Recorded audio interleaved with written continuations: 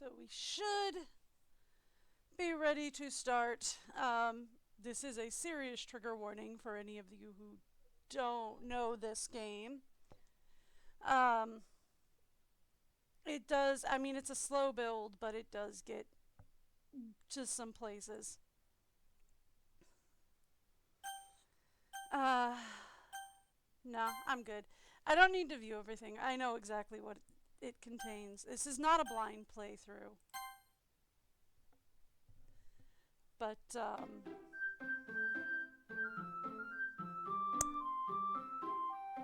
no, it's not.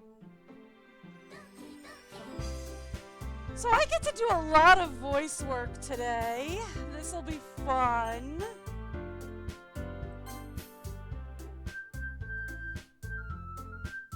Nope. Please enter your name. Nope. Not gonna do it. Hi! I see an annoying girl running toward me from the distance, waving her arms in the air like she's totally oblivious to any attention she might draw to herself. That girl is Sayori, my neighbor and good friend since we were children. You know, the kind of friend you see yourself making, the kind of friend you'd never see yourself making today, but just kind of works because of how long you've known each other. I used to walk to school on days like this, but starting around high school, she'd oversleep more and more frequently, and I would get tired of waiting up. But if she's gonna chase after me like this, I almost feel better. I almost feel better off running away. However, I sigh and idle in front of the crosswalk and let her catch up to me. I overslept again! I'm really going way too much Matt and Steph on this, when I really shouldn't. I should give her one of more. Alright, so look, Sayori, right? I feel like Yuri should be more of the, kind of this sort of, kind of the breathing down to earth. Probably gonna save my Southern Belle for Monica. Maybe Sayori will be like the Valley Girl, like, oh my god, I overslept again. But I caught you this time. Maybe, but only because I decided to stop and wait for you. Aww. Like, you say that you were thinking about ignoring me?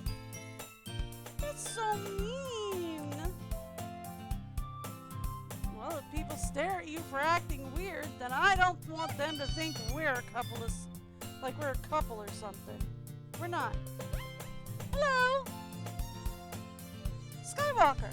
Yeah, that's Skywalker. Hey Skywalker, how's it going? I will tell you this is not a blind playthrough because I'm pretty sure that's going to be a question where people are like, is this a blind playthrough? No.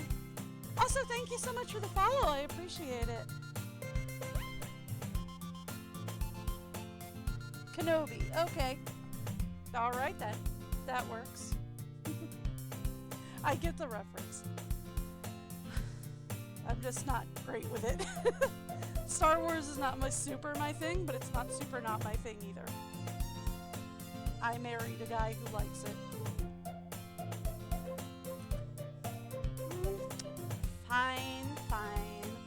But like, you did wait for me after all, so. I guess you didn't have it in you to be mean, even if you want to.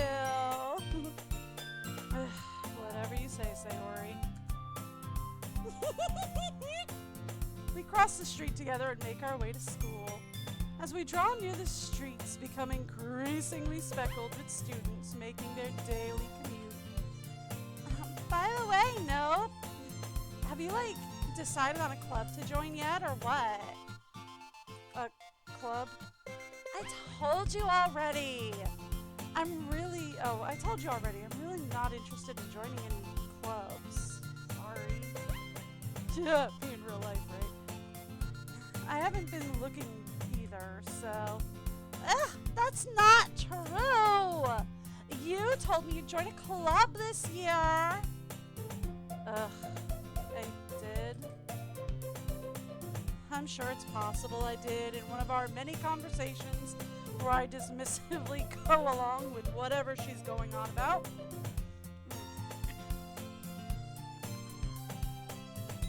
Sayori likes to worry a little too much about me when I'm perfectly content just getting by on the average while spending my free time on games and anime. Okay, so it was games and crafting, but still, very, very close to how I was in high school. Uh-huh. I was thinking about how I'm worried that you won't learn how to like socialize or like have any other skills before college. Your happiness is like really important to me, you know? Like super, super important. And I know you're happy now, but I just die at the thought of you becoming a NEET in a few years because you're not used to like the real world stuff, you know what I mean? You trust me, like, right? Don't make me keep worrying about you. Alright. Yeesh. I'll look at a few clubs if it makes you happy. No promises though. Will you at least promise me you'll try a little? Yeah, I guess I'll promise you that. Yay! Why do I let myself get lectured by such a carefree child? More than that, I'm surprised I even let myself relent to her. Honestly. I guess seeing her worry so much about me makes me want to ease her mind, at least a little bit. Even if she does exaggerate everything inside of her head.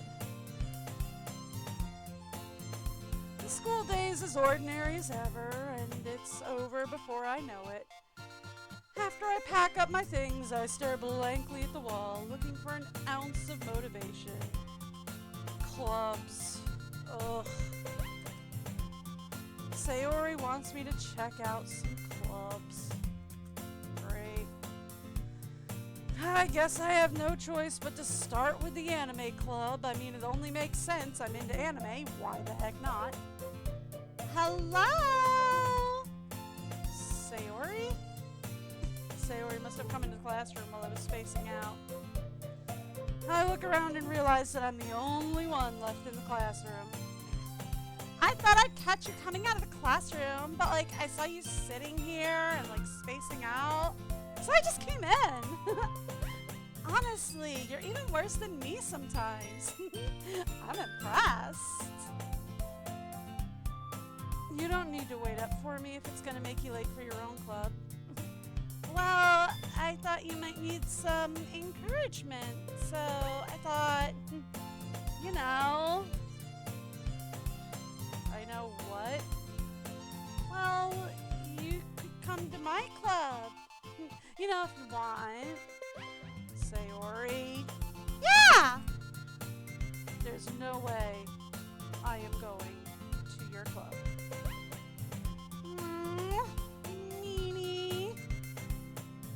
Sayori's vice president of the literature club. Not that I was ever aware she had any interest in literature. In fact, I'm 99% sure she only did it because she thought it would be fun to help start a new club. Since she was the first one to show interest after the one who proposed the club, she inherited the title vice president. That said, my interest in literature is guaranteed to be even less.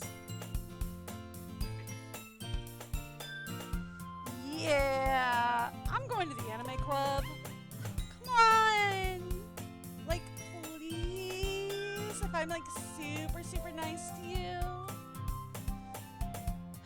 Why do you care so much anyway?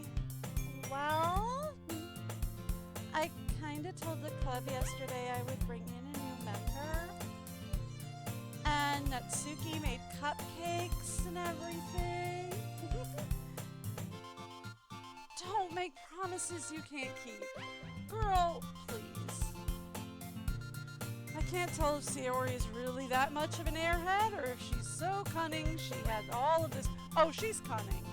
Oh, girl had this plan from the start. I can tell. I let out a long sigh. Fine, I'll stop by for a cupcake, okay? Yes! Let's like go, okay? They're waiting. And thus marks the day I sold my soul for a cupcake. I decided to follow Sayori across the school and upstairs, a section of the school I rarely visit. Sayori, full of energy, swings open the classroom door. Hey everyone! The new member is here! I told you, don't call me a new member. I glance around the room. Welcome to the Literature Club. It's a pleasure meeting you. Sayori always says nice things about you. Seriously? Like, you brought a boy? I'm giving her the same, I didn't decide on a thing for Sayori. Alright, so if Yuri's kind of like, how could you? And Sayori's like the valley girl, and we've got my southern belle for Monica. Then what are we gonna do for... I could always make Natsuki go a little more posh. Seriously? You brought a boy? Oh, way to kill the atmosphere. Ah, no! What a nice surprise! Welcome to the class. I thought I did it to myself again. Every time I use the word nope, I always do it to myself and I'm like, nope. Wait, oh, no, wait, that's my name. No! What a nice surprise! Welcome to the club. All words escape me in this situation. This club is full of incredibly nice girls. What are you looking at? If you want to say something, say it. Sorry. Natsuki. The girl with the sour attitude, whose name is apparently Natsuki, is one I don't recognize. Her small figure makes her look like a first-year student. She's also the one who made cupcakes, according to Sayori. At least I pay attention. Like, you can't just ignore her. Oh, you could just ignore her when she gets moody. That's just like how she is. Sayori says quietly into my ear, then turns back towards the other girls. Anyway, this is Natsuki, always full of energy. And that's Yuri, the smartest in the club. Don't say things like that. Yuri, who appears comparably more mature and timid, seems to have a hard time keeping up with people like Sayori and Natsuki. Well, it's nice to meet both of you. And it sounds like you already know Monica, is that right? Oh, that's right. It's great to see you again, no? Monica smiles sweetly. We do know each other. Well, we rarely talked, but we were in the same class last year. Monica was probably the most popular girl in class. Smart, beautiful, and athletic. I might need to change the sound volume on this. Let's bring the music volume down a little bit. Because I just realized that it is very loud in my ear, and I think my volume is down. Yeah, my volume is down at 4. So if the music is blasting my eardrums off at 4, it's gotta be blasting somebody else's eardrums off. So we're just gonna adjust that a little bit. There we go. Sorry. Monica was the most popular girl in class. Smart, beautiful, athletic. Basically, everything I'm not.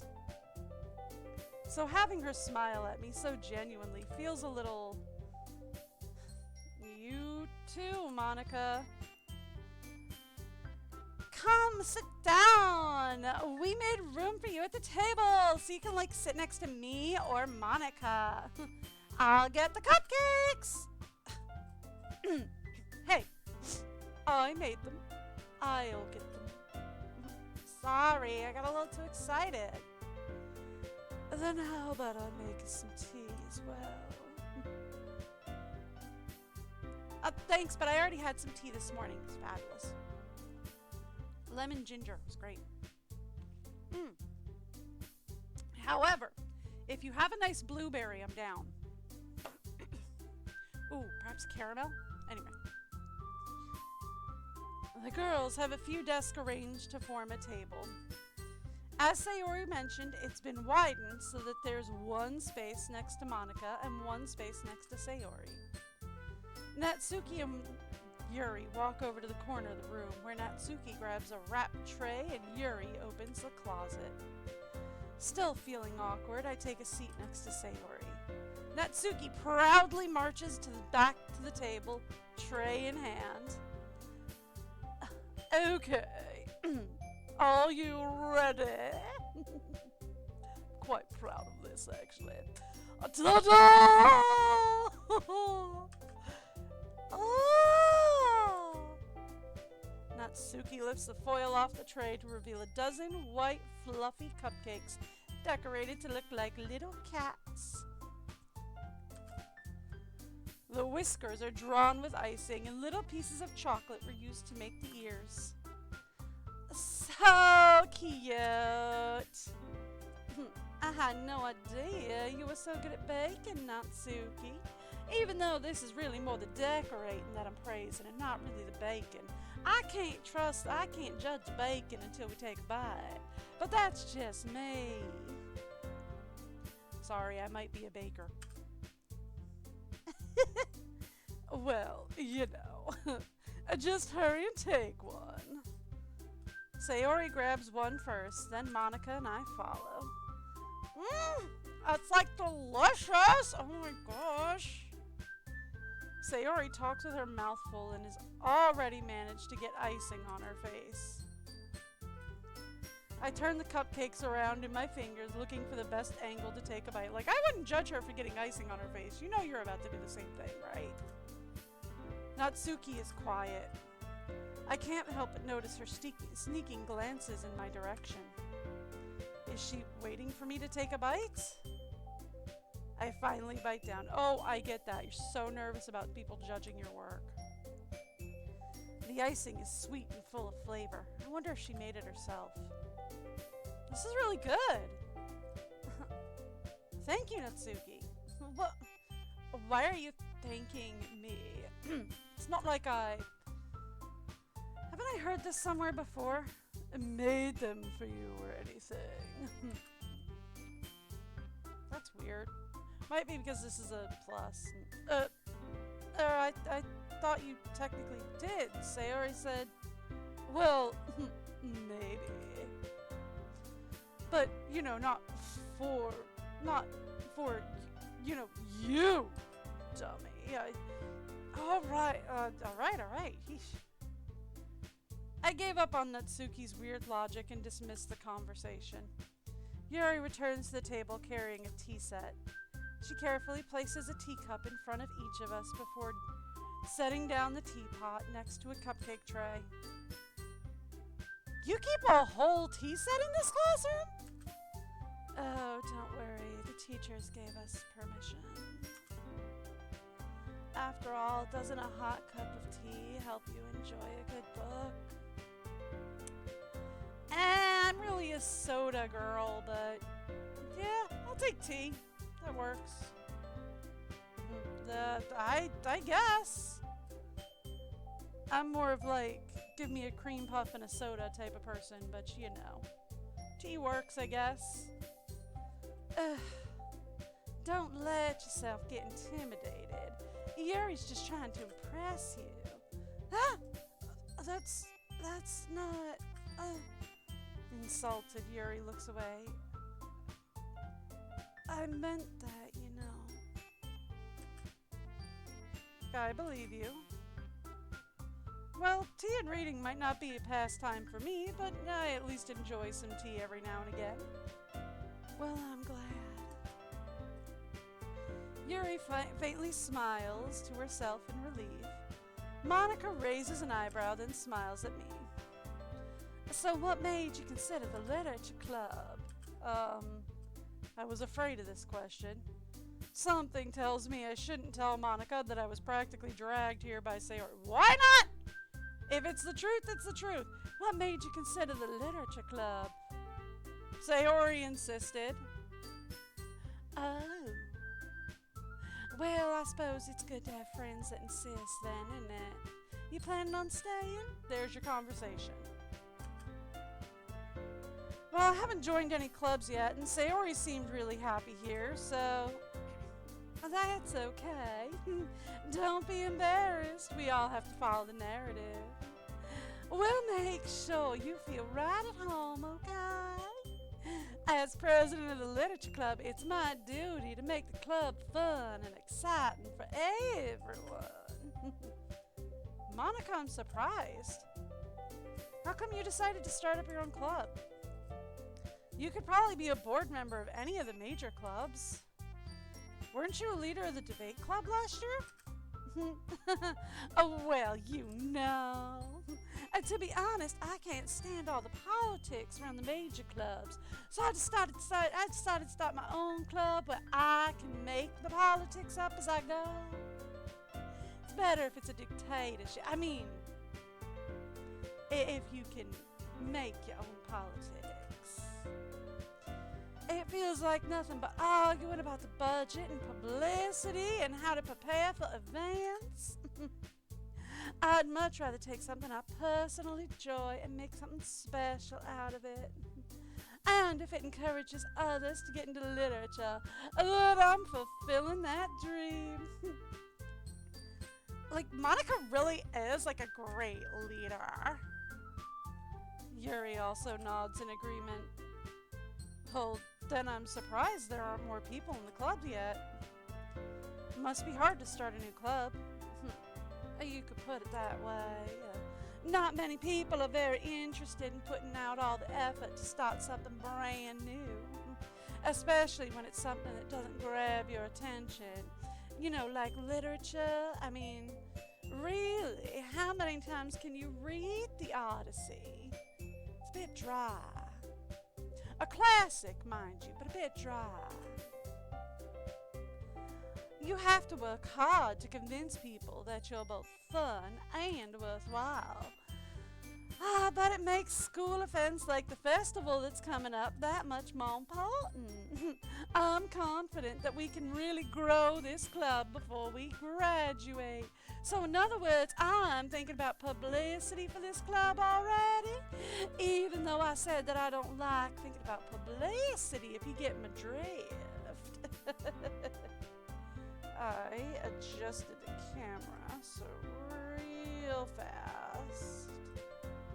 Let me also adjust my seating. And can we calibrate? Thank you. All right. Right, everyone? Yeah! We'll do our best. You know it. Everyone enthusiastically agrees. Such different girls, all interested in the same goals. Monica must have worked really hard just to find these three.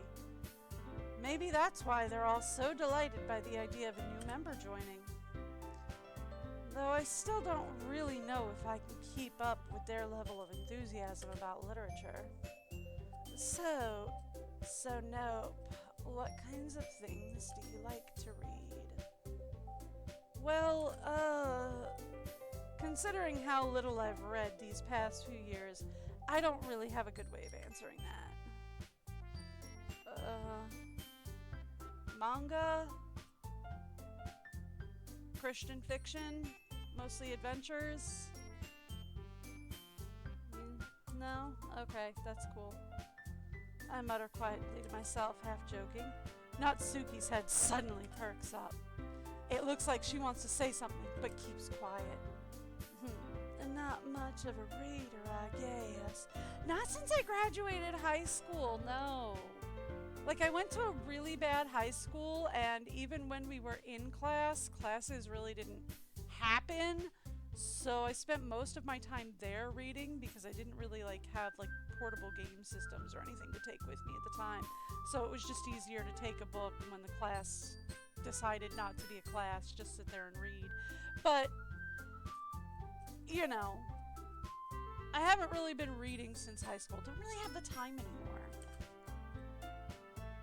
Well, that can change. What am I saying? I spoke without thinking after seeing Yuri's sad smile. Anyway, what about you, Yuri? Oh, well, let's see. Yuri traces the rim of her teacup with her finger. My favorites are usually novels that build deep and complex fantasy worlds. The level of creativity and craftsmanship behind them is amazing to me. And telling a good story in such a foreign world is equally impressive. Yuri goes on, clearly passionate about her reading. She seems so reserved and timid since the moment I walked in, but it's obvious by the way her eyes light up that she finds comfort in the world of books, not people. Fair enough. I mean, if you find the right topic with any person, they'll go on for hours. But, you know, I like a lot of things. Stories with deep psychological elements usually immerse me as well. Isn't it amazing how a writer can so deliberately take advantage of your own lack of imagination to completely throw you for a loop? I'm taking her a little too much Valley Girl. She's supposed to be kind of edgy. Anyway, I've been reading a lot of horror lately. Good for you. I don't like horror. I am the world's biggest chicken. I am not a fan of horror, and horror books sound absolutely terrifying. I'd rather not.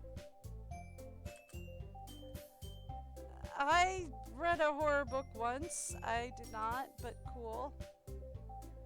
I desperately grasp something that I can relate at the minimum level. At this rate, Yuri might as well be having a conversation with a rock. Oh, really? I wouldn't have expected that, Yuri. For someone as gentle as you. I guess you could say that. But if a story makes me think or takes me to another world, then I really can't put it down. Surreal horror is often very successful at changing the way you look at the world, if only for a brief moment. Ugh, I hate horror. Oh, why is that? Well, Ooh, are you a chicken too? Natsuki's eyes dart over to me for a split second. Ugh, never mind. Are you a chicken too? I'm Big Chicken. Natsuki and I will go be chickens together. It'll be great. Oh, that's right. You usually like to write about cute things, don't you, Natsuki? What? What gives you that idea? You left a scrap of paper behind the last club meeting. It looked like you were writing a poem called Don't Say It Out Loud. Give that back. Fine, fine. Your cupcakes, your poem, everything you do is just as cute as like you are. Sayori sidles up behind Natsuki and puts her hands on her shoulders. I am not cute. Natsuki, you write your own poems? Well, I guess sometimes. Why do you care? I think that's impressive. Well, why don't you share them sometime? No, certainly not. No. Natsuki averts her eyes. You wouldn't like them anyway. Not very confident writer yet? I understand how Natsuki feels. Sharing that level of writing takes more than just confidence. It's the truest form of writing is writing to oneself.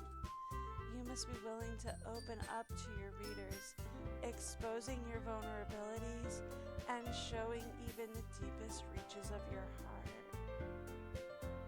Yeah, okay, so like, I had a dream last night and it was really interesting, so I wrote it down and figured it would make a good story.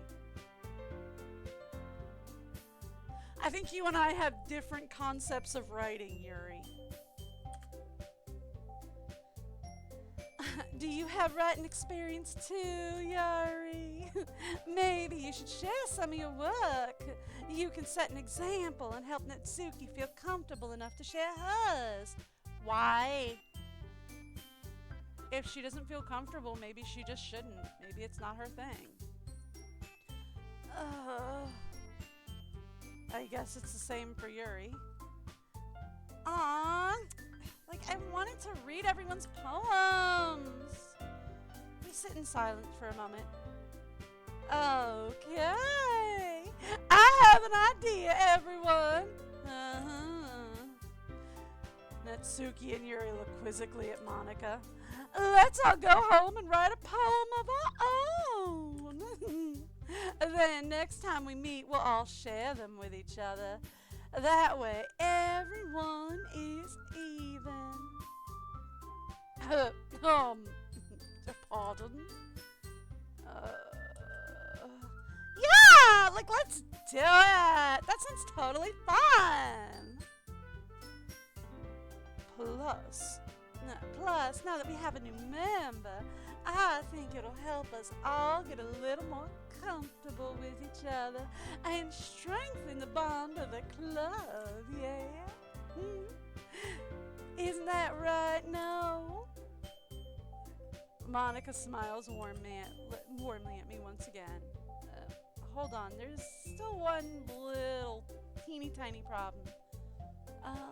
And what's that? Now that we're back to the original topic of me joining the club, I bluntly come forth with what's been on my mind the entire time. I never said I would join this club. Sayori may have convinced me to stop by, but I never made any decision. I still have other clubs to look at, and I lose my train of thought. All four girls stare back at me with dejected eyes. But, I'm sorry. I thought... No. You all... I'm defenseless against these girls. How am I supposed to make a clear-headed decision when it's like this? That is, if writing a poem is a piece, is the price I need to pay in order to spend every day with these lovely girls. Right. Okay, I've decided then. I'll join the literature club. One by one, the girls' eyes light up. Yes! I'm so happy! Sayori wraps her arms around me, jumping up and down. Hey! Oof! You really did scare me for a moment. If you really came just for the cupcakes, I'd be super annoyed. Then that makes it official. Welcome to the literature club. Thanks, I guess. Okay, everyone. I think with that, we can officially end today's meeting on a good note, don't you? Yeah. Everyone remember tonight's assignment. Write a poem to bring to the next meeting so we can all share. Monica looks over at me once more. No, I look forward to seeing how you express yourself. Yeah. About that. Can I really impress class star Monica with my mediocre writing skills? I mean, she wants a poem. I am not good at poetry, so I'm gonna say no. I already feel the anxiety welling up inside me. Meanwhile, the girls continue to chit-chat. My mouse is just sliding weirdly all over. Meanwhile, the girls continue to chit-chat as Yuri and Natsuki clean up their food. Hey, Nope. Hey, Nope! Since you're already here, do you want to walk home together? That's right. Sayori and I never walk home together anymore because she always stayed after school for clubs. Sure. Might as well. Yay! With that, the two of us depart the club room and make our way home. The whole way, my mind wanders back and forth between the four girls. Sayori, Natsuki, Yuri, and of course, Monica. Will I really be happy spending every day after school in a literature club? Perhaps I'll have the chance to go closer to one of these girls. Ooh. I should have put up a poll. We're just gonna go Sayori, I think, for the first run. Alright. I'll just need to make the most of my circumstances, and I'm sure good fortune will find me. And I guess that starts with writing a poem tonight. Ooh, it's time to write a poem. Pick words you think your favorite club member will like. Something good might happen with whoever likes your poem the most. So, if I remember correctly, things like incongruent, like all these complex words, mostly go to Yuri. Anything kind of simple goes to Natsuki, and anything in the middle goes to Sayori. Although, not that I think it works. So, we want like feather. I want to say explode. Nope, that was her. Okay, that's fine. Broken.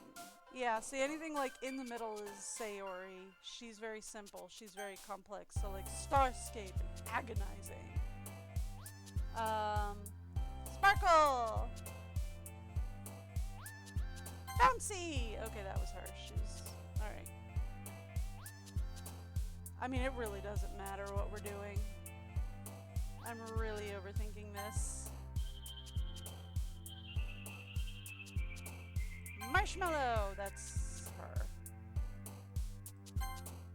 Nope. Rain cloud. Unstable? No, that's still Yuri. Tears. Music. That was her. Okay, that's fine. That was her. Okay. Rose. Meager? Nope. Dance! Ribbit? Nope. Games? Nope, that was her as well. Alright, well, whatever. I feel like I got a decent balance of them, but it'll send me to somebody. Hi again! Sorry, she's Southern Belle, so hello again, no. Glad to see you didn't run away on us. Nah, don't worry. This might be a little strange for me, but at least I keep my word. Well, I'm back at the literature club. I was the last to come in, so everyone else is already hanging out. Thanks for keeping your promise, Nope. I hope this isn't, like, too overwhelming of a commitment for you. Making you dive headfirst into literature when you're not, like, accustomed to it. Oh, come on. Like he deserves any slack. Sayori told me you didn't even want to join any clubs this year. And last year, too. I don't know if you plan to just come here and hang out or what, but if you don't take us seriously, then you won't see the end of it.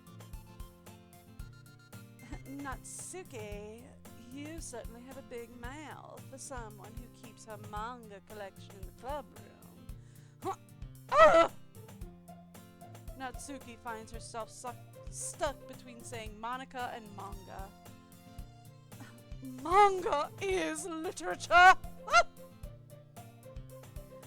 Swiftly defeated, Natsuki plops back into her seat. Like, don't worry, guys. Nope always gives it his best as long as he's having fun. He helps me with busy work without even me asking. Like cooking, cleaning my room. How dependable. Sayori, that's because your room is so messy it's distracting. Oh, am I right? My living room was just a nightmare because we took last week off, my husband and I, so. That's right, it can get messy to distraction. And you almost always set your house on fire once. Is that so? You two are really good friends, aren't you? I might be a little jealous. How come? Like, you and Nope can be good friends too. Sayori? As usual, Sayori seems oblivious to the weird situation she's just put me into. Oh, Yuri even brought you something today, you know? Wait, Sayori? Huh? Me? Me? Not really. Don't be shy! It's really nothing. What is it? Never mind. Sayori made it sound like a big deal when it's really not. What do I do? I'm sorry, Yuri. I wasn't thinking. I guess that means it's up to me to rescue this situation. Don't worry about it. First of all, I wasn't expecting anything in the first place, so any nice gesture from you is a pleasant surprise. It'll make me happy no matter what. Is that so? Yeah. I won't make it a big deal if you don't want it to be. Alright, well, here. Yuri reaches into her bag and pulls out a book. I don't want you to feel left out, so I picked up a book that I thought you might enjoy. Anything from Linda Windsor or Lynette Eason. I'll love. I'll take Melody Clarkson. She's a little young for my taste, though. Did like her in high school. It's a short read, so it should keep your attention, even if you don't usually read. Fun fact, so are the Lynette Eason, Linda Windsor, and Melody Clarkson usually. Usually around 200, 300 pages.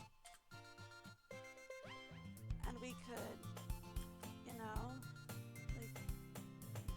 discuss it if you wanted.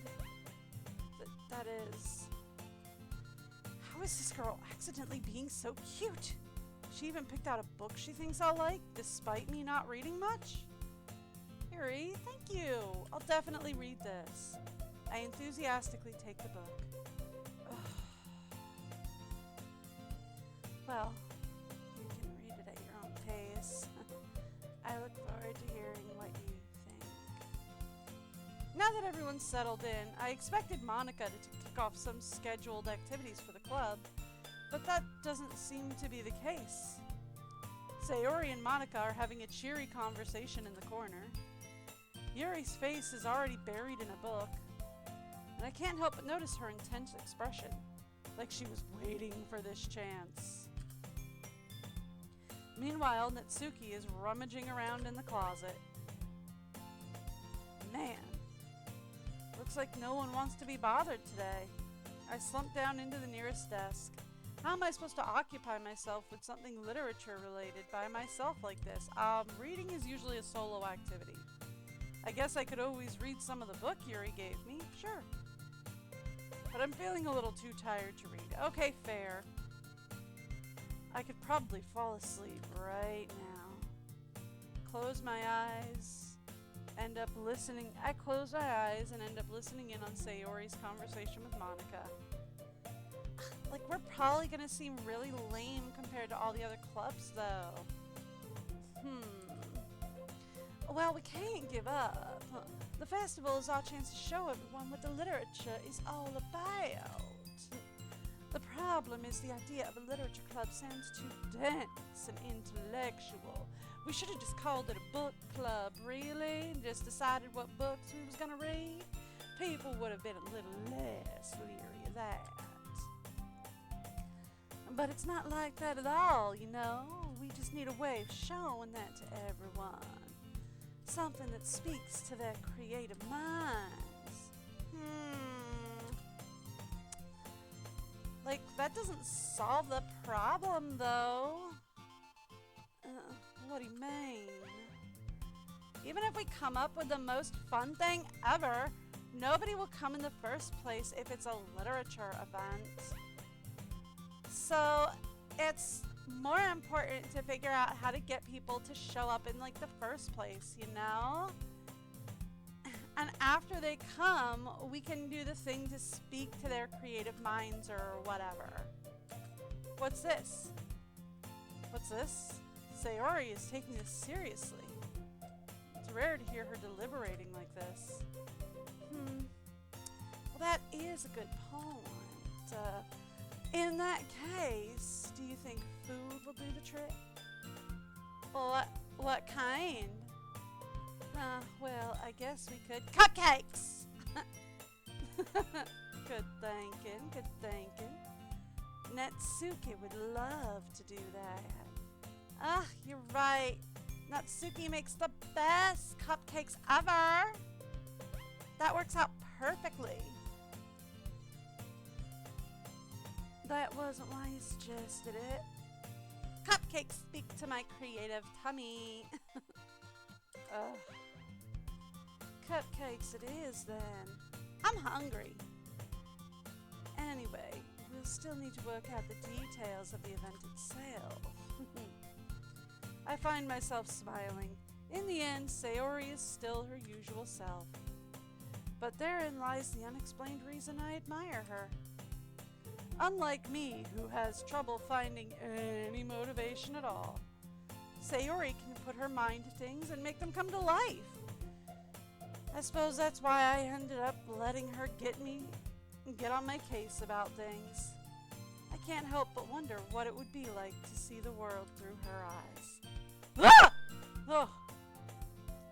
I open my eyes to find Sayori's face filling my vision.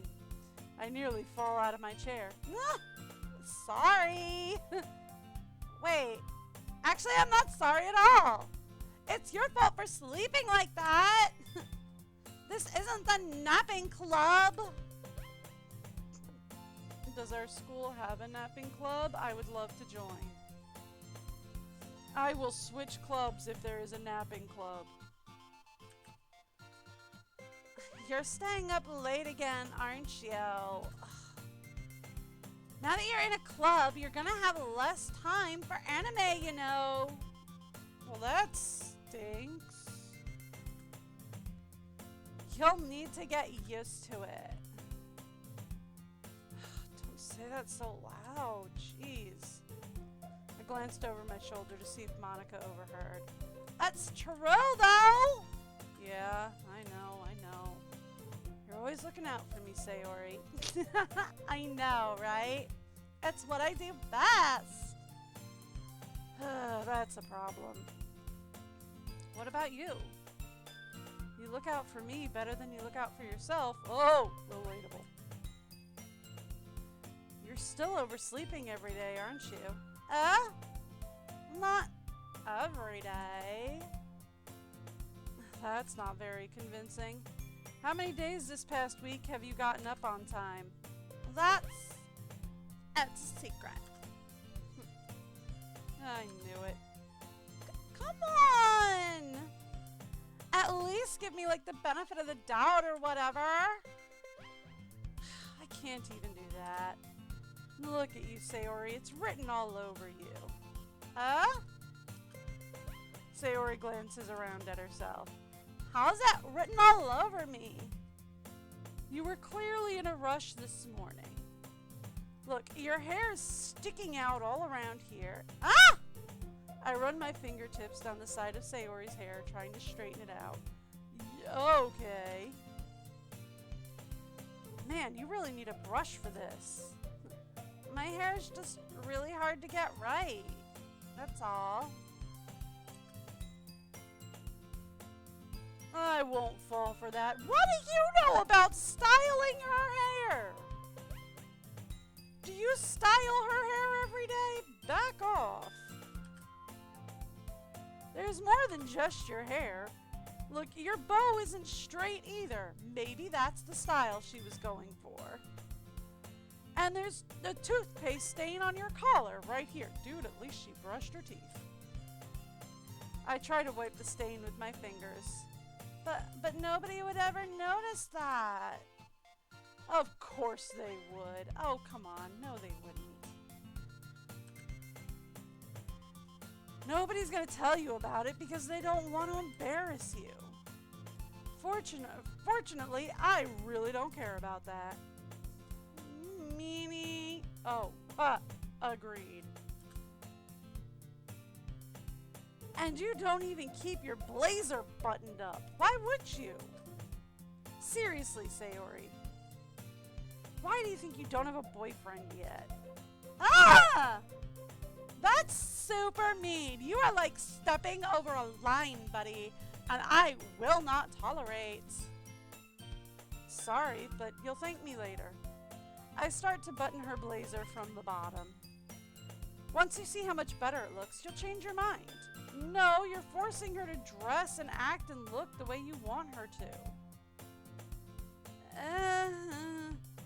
This is so funny. What is?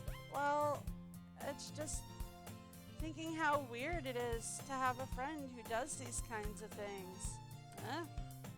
Don't say that. You'll make me feel weird about it, stupid. It's like okay, though. I'm happy we're like this. Aren't you? I guess. Hey, be careful! The button might come off. Why is this one so hard to close? I struggle to fully close the button near her chest. Does this thing even fit you properly? It did when I bought it.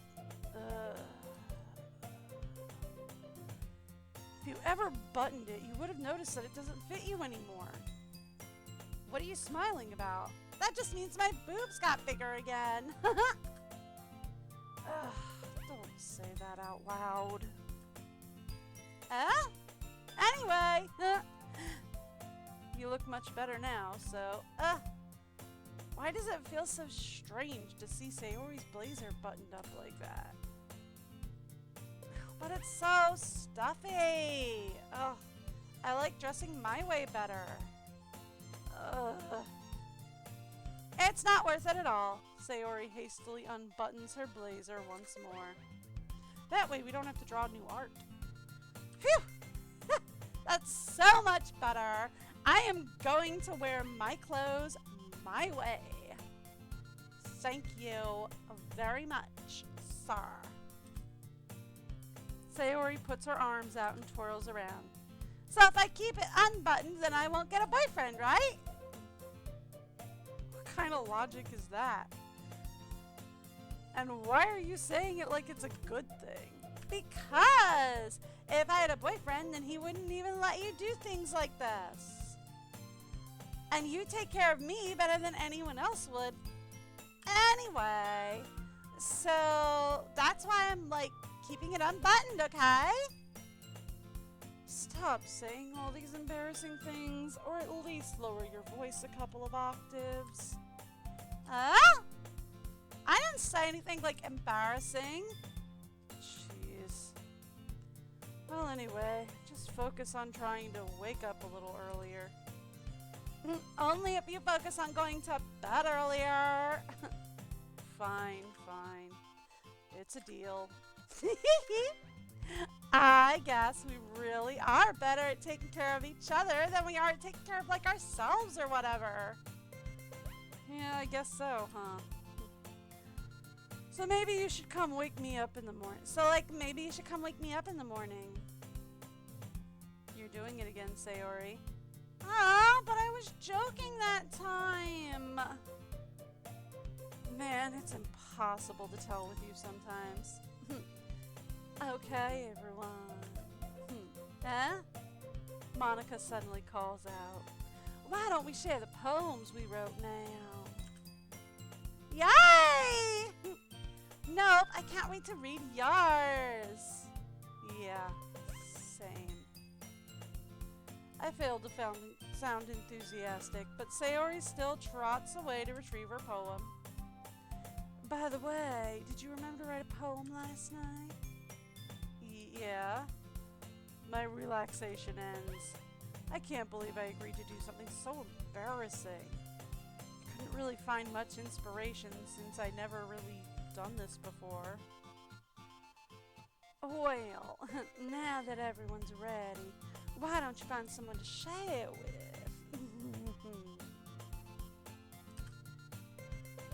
I can't wait! Sayori and Monica enthusiastically pull out their poems. Sayori is on a wrinkled sheet of loose leaf paper from a torn spiral notebook. On the other hand, Monica wrote hers in a composition notebook. I can already see Monica's pristine handwriting from here where I sit. Natsuki and Yuri reluctantly comply as well, reaching into their bags. I do the same myself. Who do we share with? Let's go Sayori. I'm definitely most comfortable sharing with Sayori first. She's a good friend. She's my good friend after all.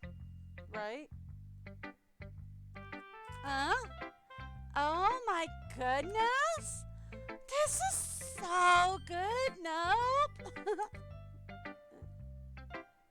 You liked it? I loved it! Oh my gosh! I had no idea you were such a good writer! Sayori, you must be seriously overreacting. I'm not a good writer at all, right? I honestly have no idea what I'm doing. Well, maybe that's why, because I have no idea what I like either. So see, we like totally balance each other out. It's great. Jeez. I'm sure Yuri's opinion has to be a little more constructive than this. Maybe even Natsuki's. Are you sure you don't like it just because I wrote it? Well, I'm sure that's part of it. I think I understand you better than a lot of other people, you know? So when I read your poem, it's not just a poem. It's a nope poem. Which means I pick it up and go, ha! Nope. And put it right back down. And that makes it feel extra special. Like I can feel your feelings in it. That's a weird way to phrase that. Sayori hugs the sheet against her chest. You're so weird, Sayori. I'm really happy just that you wrote one. It reminds me of how you were really a part of the club now. Not to mention the fact that I'm standing in front of you in the club room. Okay. Yeah, well, of course. I'm not really into it yet, but that doesn't mean I'll break my promise. Say? It's like I said before, nope. Deep down, you're not selfish at all, you know. Trying new things like this for other people, that's something that only really good people do. Thanks, Sayori. I'm not sure if Sayori sees the full picture of my motive here. Then again, I can't deny she's a part of the reason I joined. Knowing how much this means to her and all. Yeah! And I'm gonna make sure you have lots of fun here, okay? That way you'll like that way that will be like my way of thanking you. Alright, I'm gonna hold you to that then. Yay!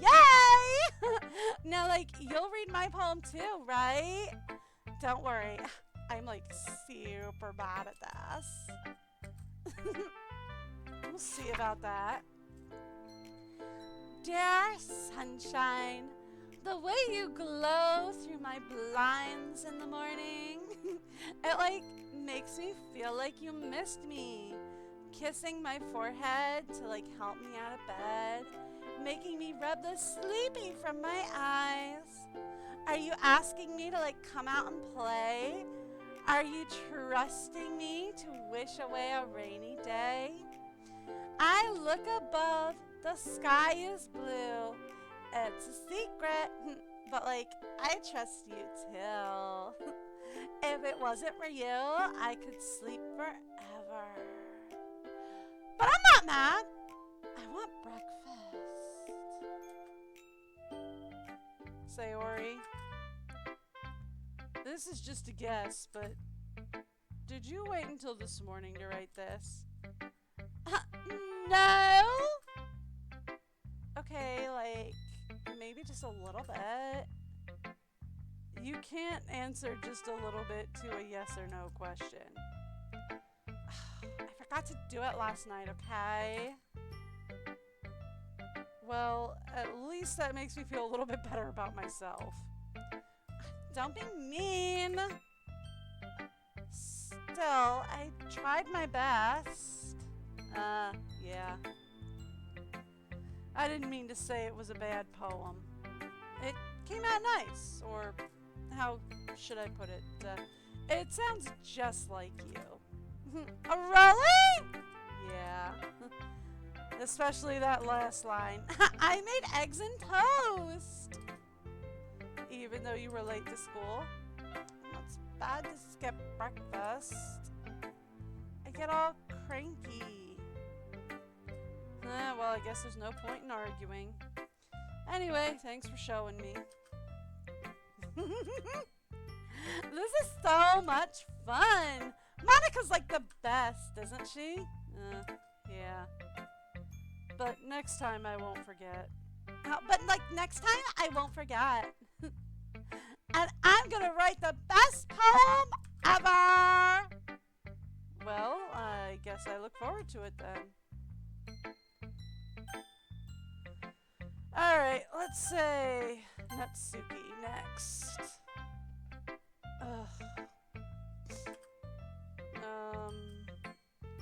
Well, it's about what I expected from someone like you. That's a little blunt. Well, excuse me. It's not like I said it was bad. I just didn't evoke any emotions. So basically not cute enough for your taste. Do you want to get smacked? I'll pass. Ugh. Well, anyway, I guess I need to show you mine. Not that you'll like it. It doesn't seem like your style. Monkeys can climb, crickets can leap, horses can race, owls can seek, cheetahs can run, eagles can fly, people can try, but that's about it. Yeah, I told you you weren't going to like it. No, I like it. What? Just be honest. I am. Why are you so convinced that I wouldn't like it? Well, because everyone in high school thinks writing has to be all sophisticated and stuff. So people don't even take my writing seriously. But isn't the point of poems for people to express themselves? Your writing style won't make your message any less valid. No, your writing style won't make your message any less valid. Oh, yes, exactly. I like when it's easy to read, but it hits you hard. Like in this poem, seeing everyone around you doing great things can be really disheartening. So I decided to write about it. Yeah, I understand. But the other nice thing about simple writing is that it puts more weight on the wordplay. Like, I set up for a rhyme at the end, but then just made it fall flat on purpose. It helps bring out the feeling in the last line. So you did. I guess more went into it than I realized. Huh, that's what it means to be a pro. I'm glad you learned something. Didn't expect that from the youngest one here, did you? Yeah, I guess not. I decided to humor her with that last comment. I didn't really care how old everyone is. But if Natsuki is feeling proud, then I won't take it away from her. Alright, Yuri! We're gonna save Monica for last.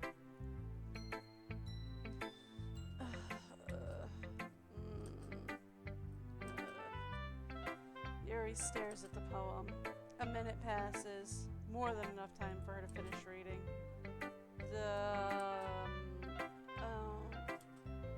Sorry. Forgot to start speaking, didn't I?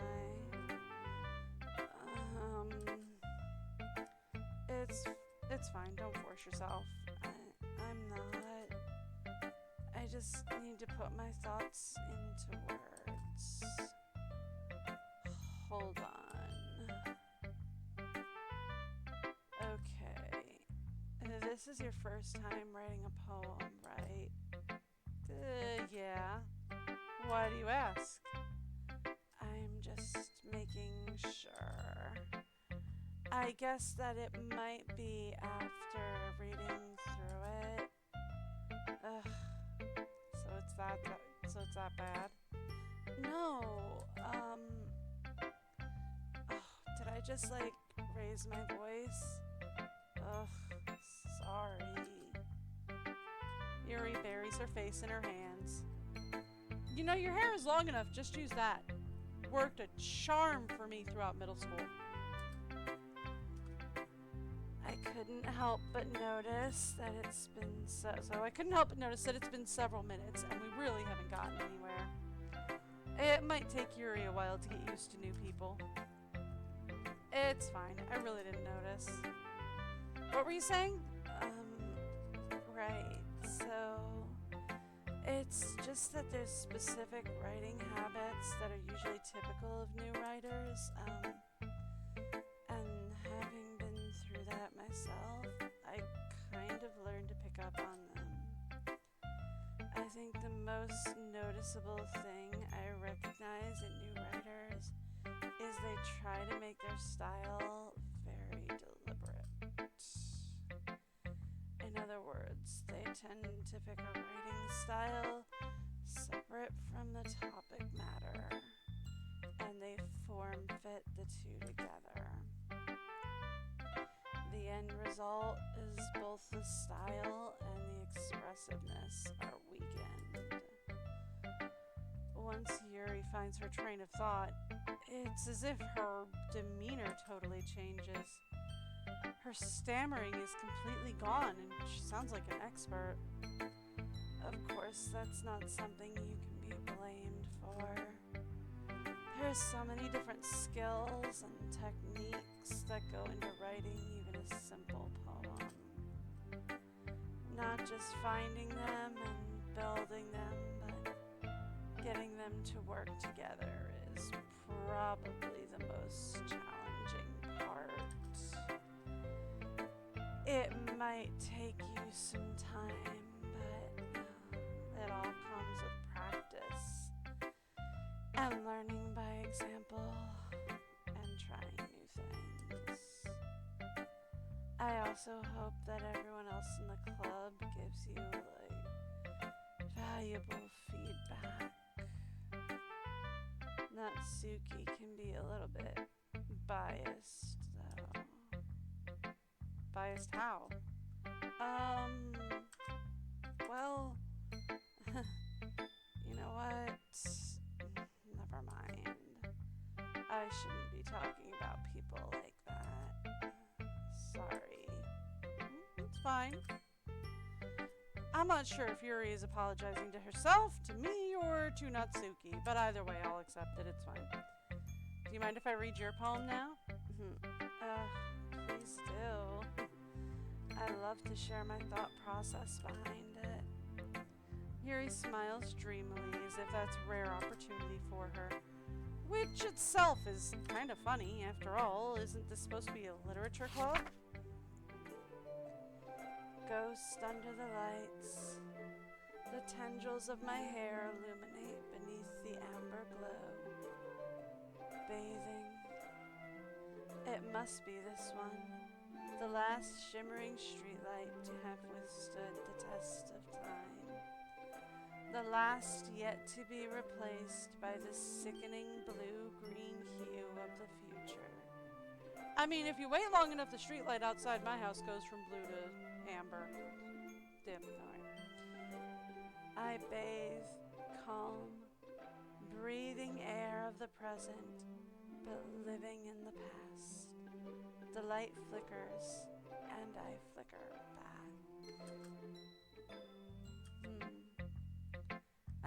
I'm sorry, I have such terrible handwriting.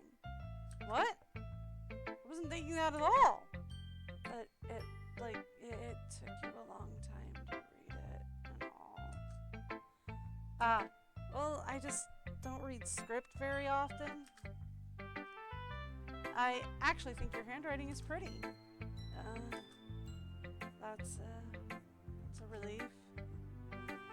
I also like the poem. Even though it's short, it was really descriptive. It wasn't too short. I usually write longer poems. Not at all. I'm very glad you like it. I'll be honest, since it's our first time sharing, I wanted to write something a little more mild. Something easy to digest, I suppose. Are you into ghosts, Yuri? Actually, the story isn't about a ghost. At all. Nope. Really? Must have totally missed the point. Well, I suppose you did only glance it over, after all. But remember that poets often express their own thoughts and feelings and experiences in their work. Isn't Yuri, I don't think it means ghost, but it is a kind of ghost in Japanese folklore. A Yuri is a type of spirit, I think. Usually a vengeful spirit. I learned that from Nancy Drew. It's not a good place to learn your cultural endeavors, but I did! They usually do more than tell a simple story or paint a picture. In this case, perhaps the subject of the poem is only being symbolically compared to a ghost. Lingering in her last remaining place of comfort, unable to let go of the past, and soon to be left with nothing.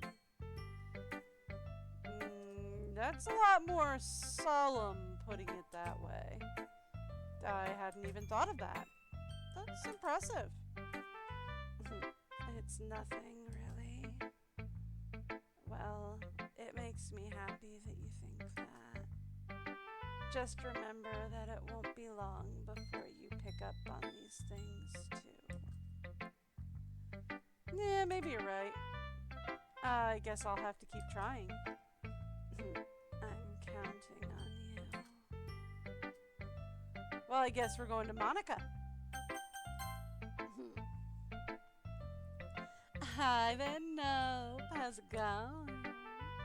Having a good time so far? Yeah. Good. Glad to hear it. By the way, since you're new and everything, if you have any suggestions for the club, like new activities or things we could do better, I'm always listening. Don't be afraid to bring things up, okay? Alright, I'll keep that in mind. Of course I'll be afraid to bring things up. I'm much better off just going with the flow until I'm more settled in. Anyway, want to share your poem with me? I'd be glad to hear it. It's kind of embarrassing, but guess I have to. Don't worry, no. We're all a little embarrassed today, you know. But it's that sort of area that we all learn to get past soon.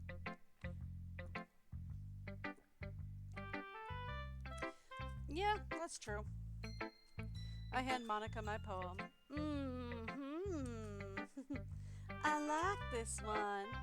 Makes me think of something Sayori would like, don't you think? Is that so? You and Sayori are really good friends, right? I wouldn't be surprised if you had those sorts of things in common. Ooh! Sorry. Those sorts of things in common. Some of the voice acting I do forces yawns. The way I move my facial muscles and everything.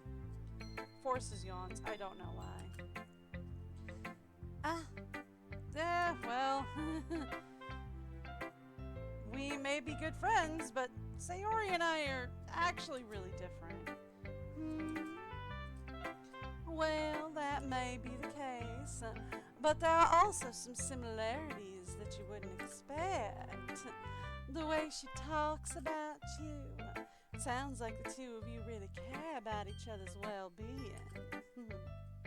Even if you show it in different ways, it ends up being more similar than you think. So I think that's the kind of vibe I get when reading your poem.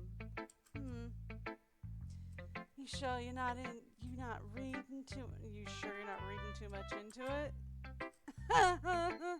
I could be. Oh gosh, I sound like Yuri. But in any case, Sayori's writing has kind of a gentle feel to it. I can tell that she likes exploring with emotions, the happiness and sadness. Who knew that someone so happy would enjoy sad things too? Yeah, that's totally unexpected. Well, to each their own, I guess. And you shouldn't be afraid to experiment a little bit either. I'm sure you'll end up trying different things a lot. Yeah? It could take a while before I feel comfortable doing this. Oh, that's okay. It's all right. I love to see you try new things. That's the best way to find the kind of style that suits you. Isn't that right? Everyone else might be a little bit biased towards their own kinds of styles, but I'll always help you find what suits you the most. So don't force yourself to write the way anyone else wants you to write. It's not like you have to worry about impressing them or anything. I'm just saying. Yeah, sure. Anyway, do you want to read my poem now? Don't worry, I'm not very good. You sound pretty confident for someone who claims to be not very good. Well, that's because I have to sound confident. That doesn't mean I always feel that way, you know. You know what they say, right, hon? Fake it till you make it. I see. Well, let's read it then. It couldn't have been me. You see the direction the spackle protrudes? A noisy neighbor, an angry boyfriend? I'll never know. I wasn't home. I peer inside for a clue. No, I can't see. I reel blind like a film left out in the sun. But it's too late. My retinas, already scorched with a permanent copy of the meaningless image. It's just a little hole. It wasn't too bright. It was too deep, stretching forever into everything, a hole of infinite choices. I realize now that I wasn't looking in, I was looking out, and he, on the other side, was looking in. So what do you think? It's very freeform, if that's what you call it. Sorry, I'm not really the right person to ask for feedback. It's okay, it's okay. Yeah, that kind of style has gotten pretty popular nowadays. This is a lot. That is, a lot of poems have been putting emphasis on the timing between the words and lines, more than the rhyming. When performed out loud, it can be very powerful. What was the inspiration behind this one? Well, I'm not sure if I know how to put it. I guess you could say I had some kind of epiphany recently. It's been influencing my poems a bit. An epiphany? Yeah, something like that. I'm kind of nervous to talk about deep stuff like that because it's kind of coming on strong, you know? Maybe after everyone's a bit better friends with each other, we'll talk. Anyway, here's Monica's writing tip of the day. You ready, dear? Sometimes when you're writing a poem or a story, your brain gets too fixated on a specific point. If you try so hard to make it perfect, then you'll never make any progress. Oh, so true. Just force yourself to get something down on paper and tidy it up later. Another way to think about it is this. If you keep your pen in the same spot for too long, you'll just get a big, dark puddle of ink. Not if you use ballpoint or a computer screen. So just move your hand and go with the flow, as they say. That's my advice for today. Thanks for listening. Phew. I guess that's everyone. I glance around the room. That was a little more stressful than I anticipated.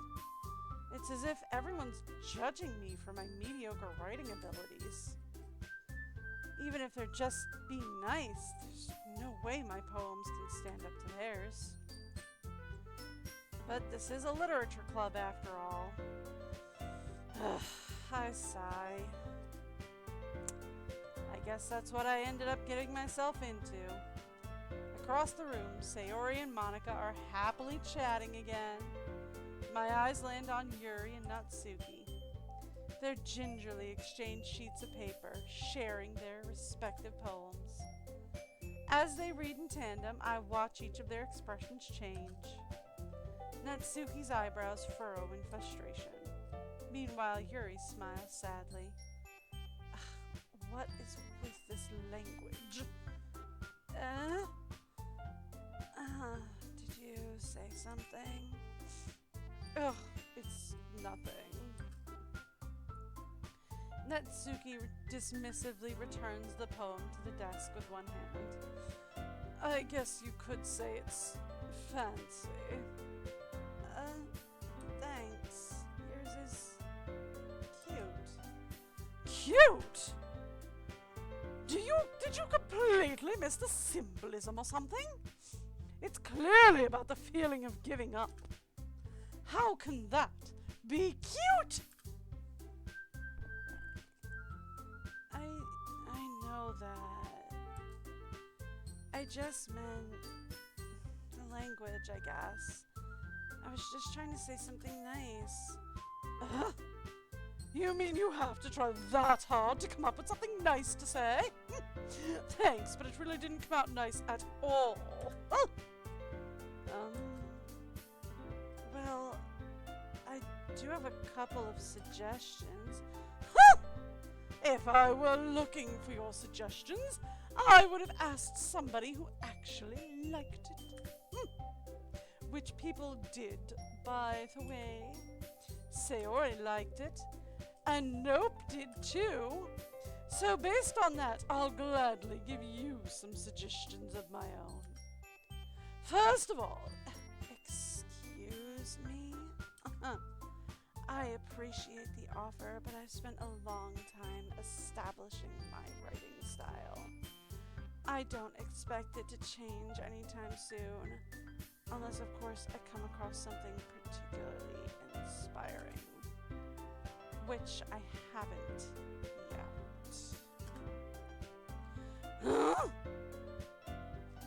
And Nope liked my poem too, you know. He even told me he was impressed by it. Natsuki suddenly stands up. Oh!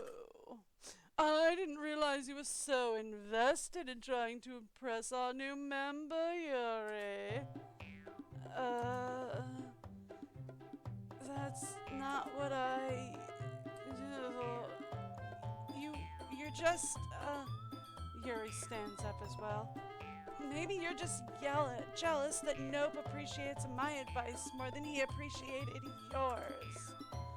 Huh? And how do you know he didn't appreciate my advice, Mom? Are you that full of yourself? No. If I were full of myself, I would deliberately go out of my way to make everything I do overly cutesy.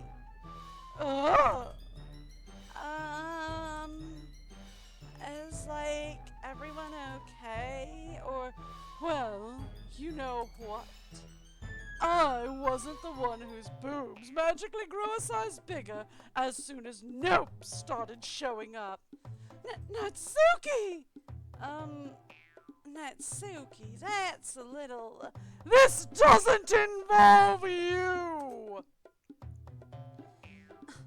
I don't like fighting, guys. Suddenly, both girls turned towards me as if they just noticed I was standing there. No, she's just trying to make me look bad. Oh, that's not true. She started it. If she could get over herself and learn to appreciate that simple writing is more effective, then this wouldn't have happened in the first place. What's the point in making your poems all convoluted for no reason? The meaning should jump out at the reader, not force them to have to figure it out. Help me explain that to her, Nope. But wait, there's a reason we have so many deep and expressive words in our language. It's the only way to convey complex feelings and meanings most effectively. Avoiding them is not only unnecessarily limiting yourself, it's also a waste. You misunderstand that, right? You understand that, right, Nope? Well? How did I get dragged into this in the first place? It's not like I know anything about writing. But whoever I agree with, they'll probably think more highly of me. You know what? Normally I would be like, yo, ladies, can we go to our corners?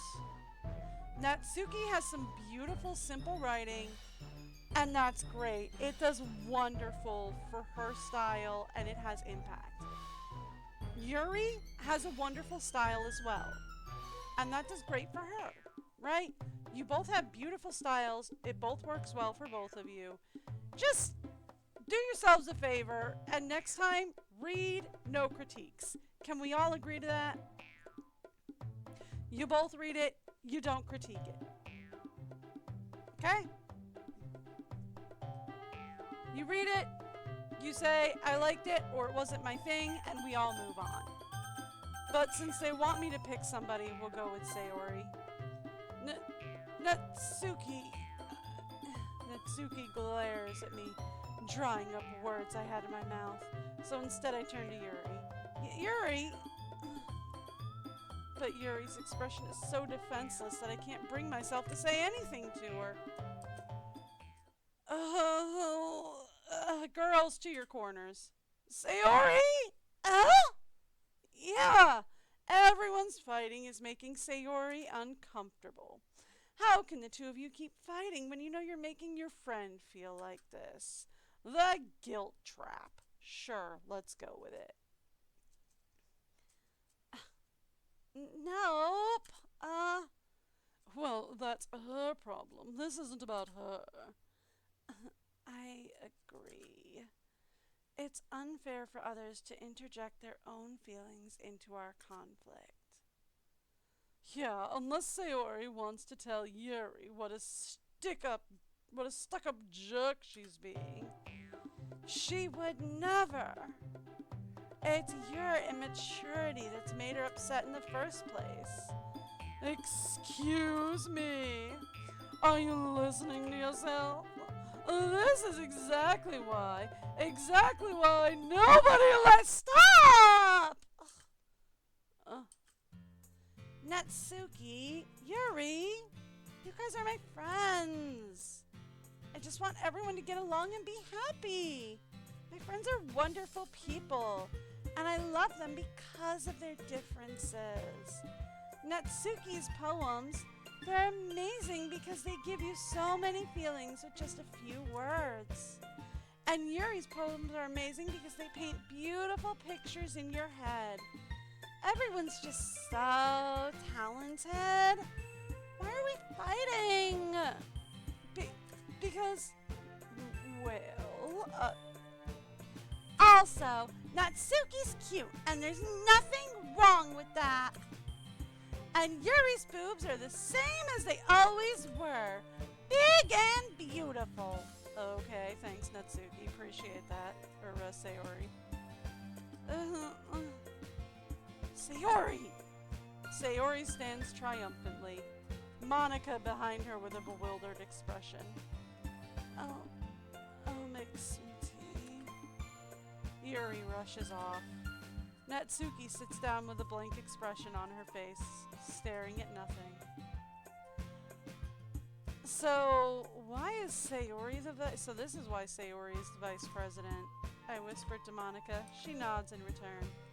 To be honest, I might come off as a good leader, and I can recognize things, but I'm not very good with people. I couldn't even bring myself to interject. As president, that's kind of embarrassing of me. Nah, it's not like I can blame you. I wasn't able to say anything either.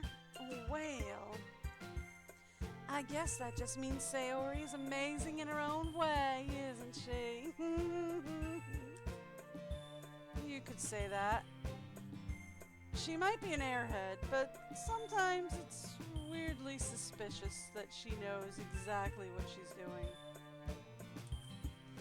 I see. Take good care of her, okay? I would hate to see her get herself hurt. Well, that makes two of us. You can count on me. Monica smiles sweetly at me, causing my stomach to knot. Such a genuine person really does make a good president, regardless of what she says. If only I could get the chance to talk to her a little more. Okay, everyone. It's just about time for us to leave. How do y'all feel about sharing poems? It was a lot of fun! Well, I'd say it was worth it. It was alright. Mostly. Nope, how about you? Yeah, I'd say the same. It was a neat thing to talk about with everyone. Awesome. In that case, we'll do the same thing tomorrow. And maybe you learn something from your friends too. So your poems will turn out even better. I think to myself. I did learn a little more about the kinds of poems everyone likes. With any luck, that means I can at least do a better job of impressing those I want to impress. I nod to myself with newfound determination. Nope! You ready to walk home? Sure, let's go. Sayori beams at me. It truly has been a while since Sayori and I have spent this much time together. I can't really say I'm not enjoying it either.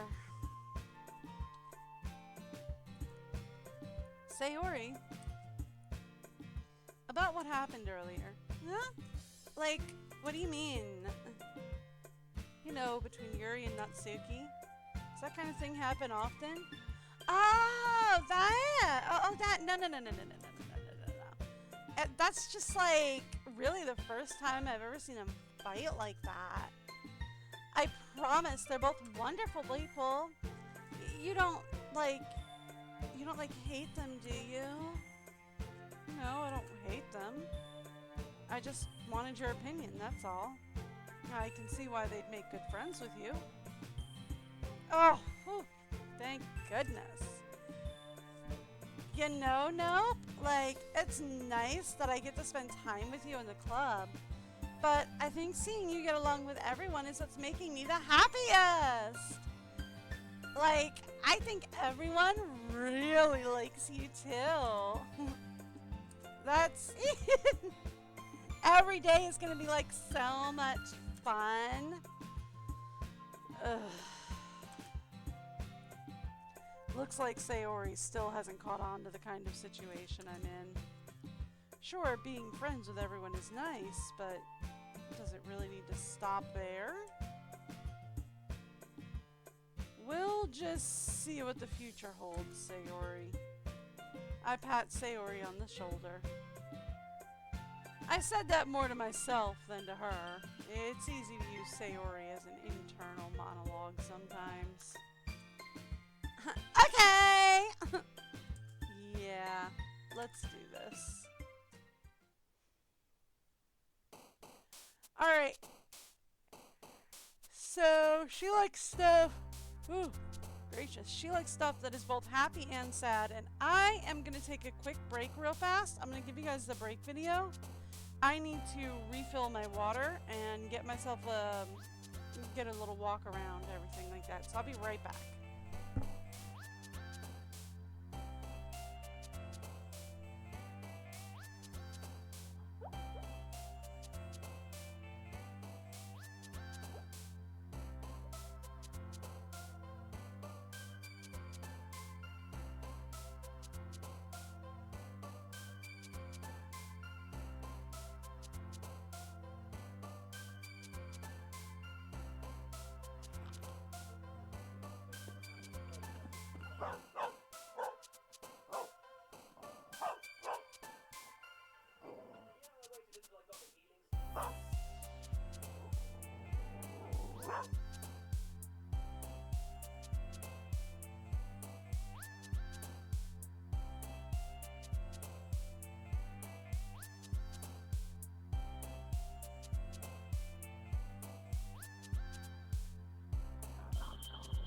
Working on that.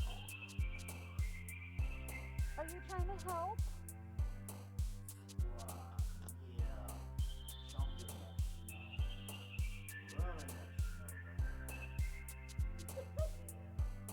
It's under her belly.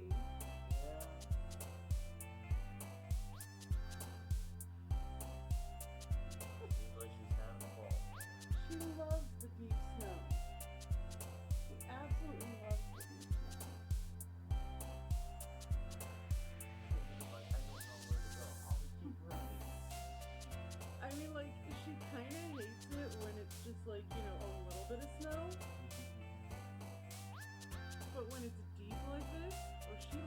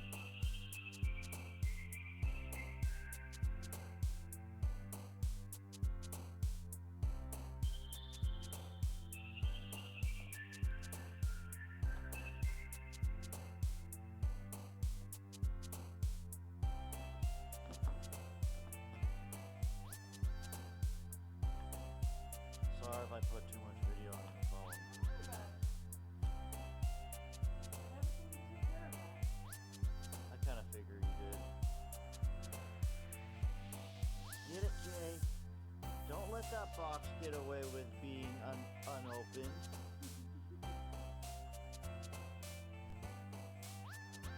Tell that box. Doesn't seem like it.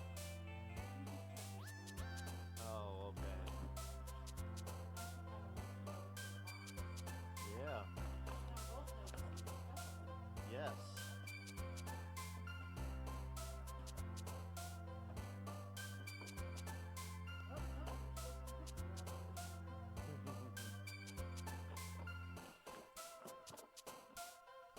It's okay, Kay. Open the box.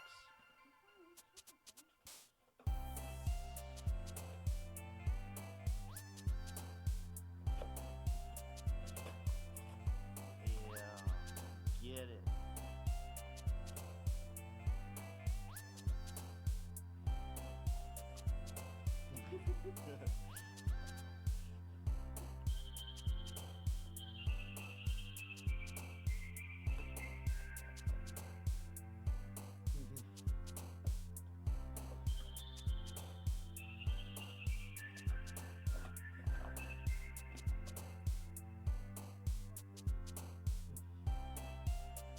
And she's basically got it. She's just gotta get it out. Yeah, her little pig head that came from the stocking. She's like, oh boy, here we go. Ah.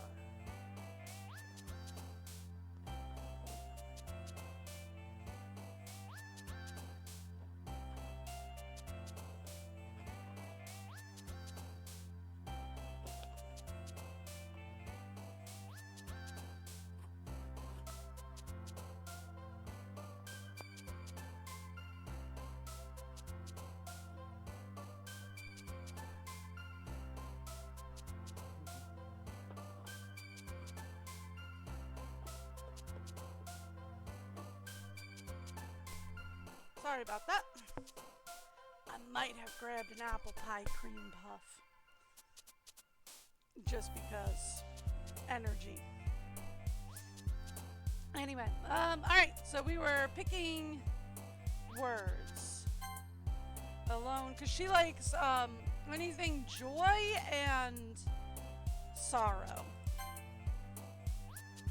Right, so we're looking for joy and sorrow. She's cute and she's complex, I think, is how it shakes out more or less. Awesome, yeah.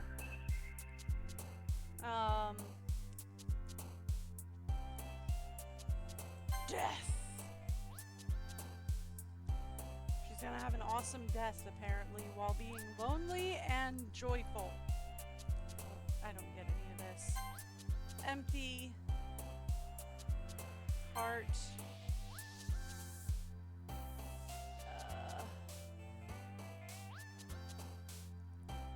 I'm really overthinking this because I really don't think it matters. Fluffy was definitely too cute.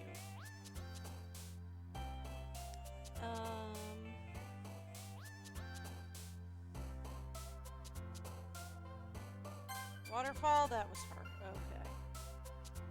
Anything in particularly tragedy? There we go. Tragedy is sad.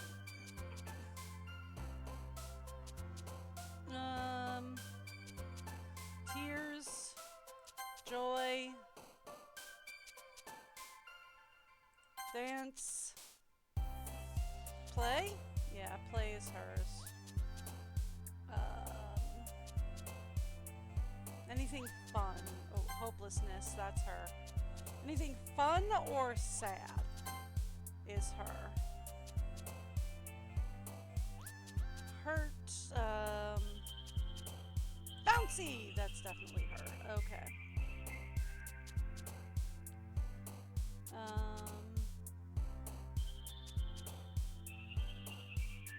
Infinite, that's her. Okay, that's fine. Agonizing. Oh yeah, that was too complex. That was definitely her.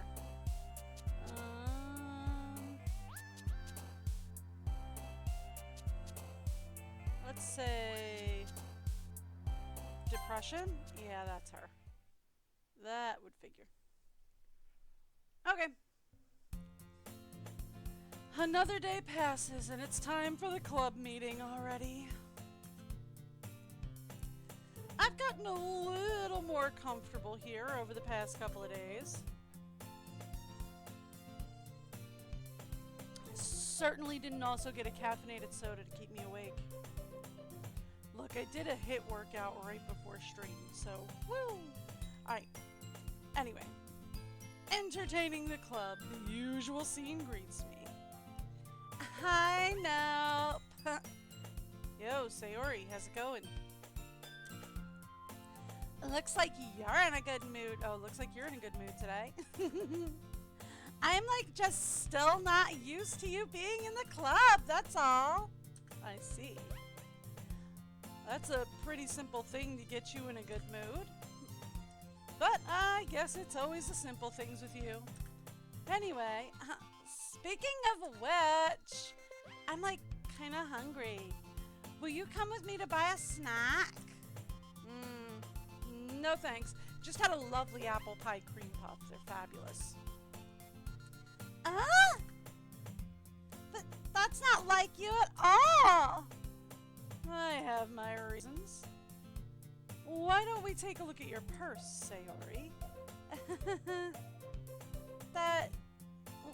Why that, like, all of a sudden or whatever? No reason, really. I just wanted to look at it. Sayori nervously retrieves her coin purse. She fumbles with the latch and gets it open, then she turns it upside down and lets its contents spill onto the desk. Only 2 small coins fall out.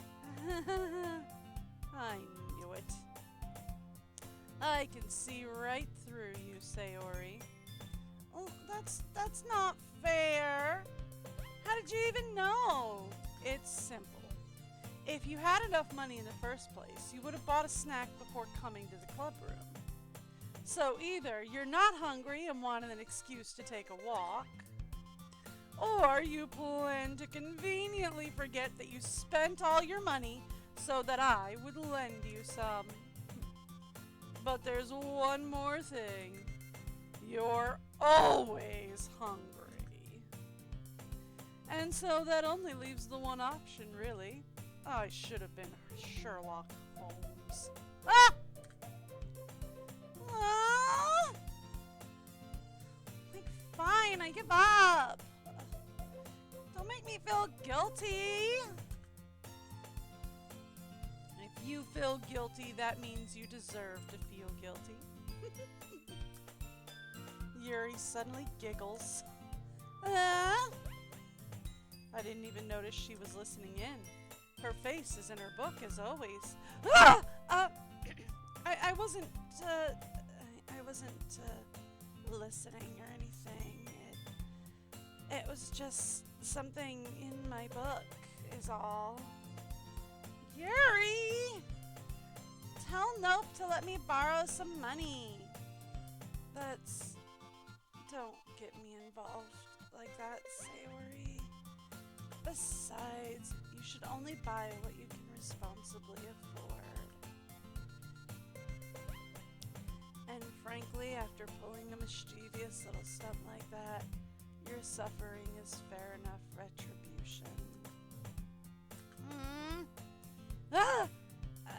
Did I just, I didn't mean that. I got too absorbed in my book. Sorry.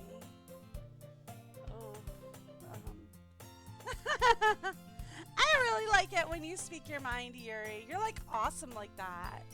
It doesn't happen much, but it's the fun side of you. There's no way you could think that. You're right, though.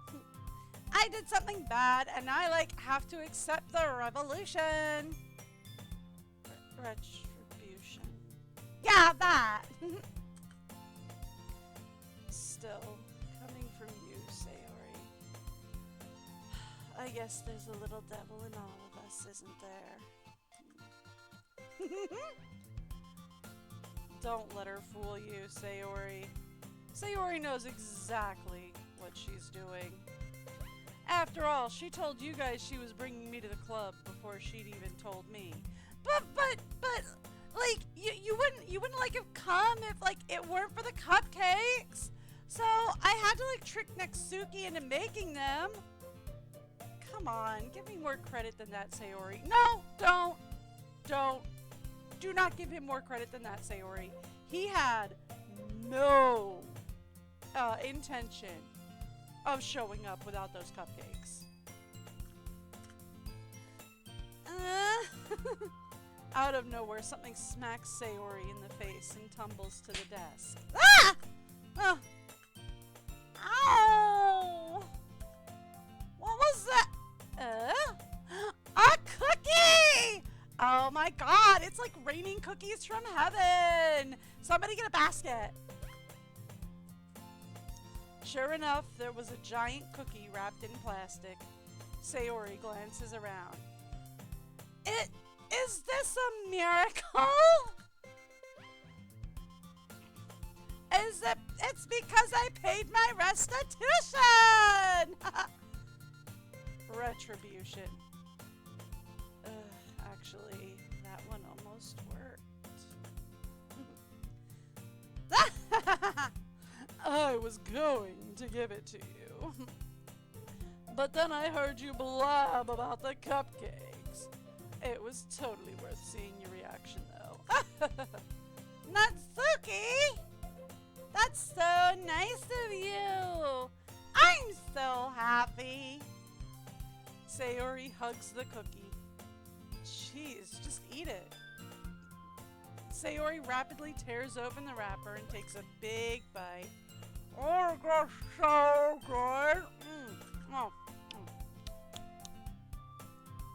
That's how I felt with the cream puff. It was delicious.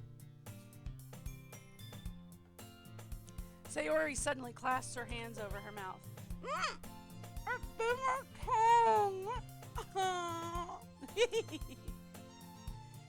You're going through a lot over just one cookie. Natsuki takes a bite of her own cookie.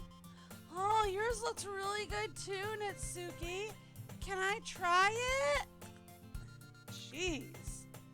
Beggars can't be choosers.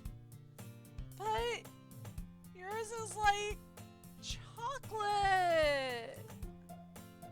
Yeah, why do you think I gave you that one? It's a snickerdoodle. They're delicious. Fine. Still, I'm like really happy that you shared this one with me. I do like snickerdoodles this time of year. Sayori gets out of her seat and goes behind Natsuki, then wraps her arms around her. Ah, jeez. I get it. Eesh. Cookie still in hand, reaches up to nudge Sayori off her. Sayori suddenly leans down and takes a bite of Natsuki's cookie. Hey! Did you seriously just do that? Mouthful, Sayori trots away to safety. Yuri and I laugh as well. Jeez, you're such a kid sometimes. Monica, can you tell Sayori... Duh? Natsuki glances around. Monica isn't in the club room. Where is Monica anyway? Good question. Have any of you, like, heard anything about her being, like, late today or something? Not me! Yeah, I haven't either. That's a bit unusual. Well, like, I hope she's okay. Of course she's okay. She probably just had something to do today. She is pretty popular after all. You don't think she has a... I wouldn't be surprised. She's probably more desirable than all of us combined. That's like true. Excuse me! Suddenly, the door swings open. I'm sorry. I'm super sorry, guys. There you are. I didn't mean to be late. I hope you guys weren't worried or anything. Monica chose the club over like her boyfriend after all. Oh my gosh. You're so strong-willed. Can I be you when I grow up? Boyfriend? What on earth are you talking about, dear? Monica quizzically glances at me. Never mind that. What held you up, anyway? Well, my last period today was study hall. To be honest, I kind of just lost track of time. Well, that makes no sense, though. You would have to have heard the bell ring at least. I must not have heard it since I was, practicing piano. Piano. I wasn't aware you played music as well, Monica. I don't really. I kind of just started recently. I've always wanted to learn piano. Oh, like, that's awesome! You should play something for us, Monica. Oh, that's, Monica looks at me. Maybe once I get a little bit better, I'll consider it. Yay! That sounds like super cool. I'd also look forward to it. So, I'm sorry. I'd also look forward to it. Is that so? Well, in that case, I won't let you down, no. Monica smiles sweetly. I didn't mean any pressure or anything like that. Don't worry. I've been practicing a whole lot recently. And I'd really love the chance to share once I'm ready. I see. In that case, best of luck. Thanks. So, I didn't miss anything, did I? Nah, not really. Sayori was hungry. She tried to con me into getting her a snack, and then Natsuki threw a cookie at her. It really wasn't anything amazing. It was kind of funny, but you just had to be here. I choose to leave out Sayori's mischievous escapades, except for what I already told her. I'm sure Natsuki will end up complaining to her anyway. It looks like everyone's already settled down. Sayori somehow has already finished her entire cookie.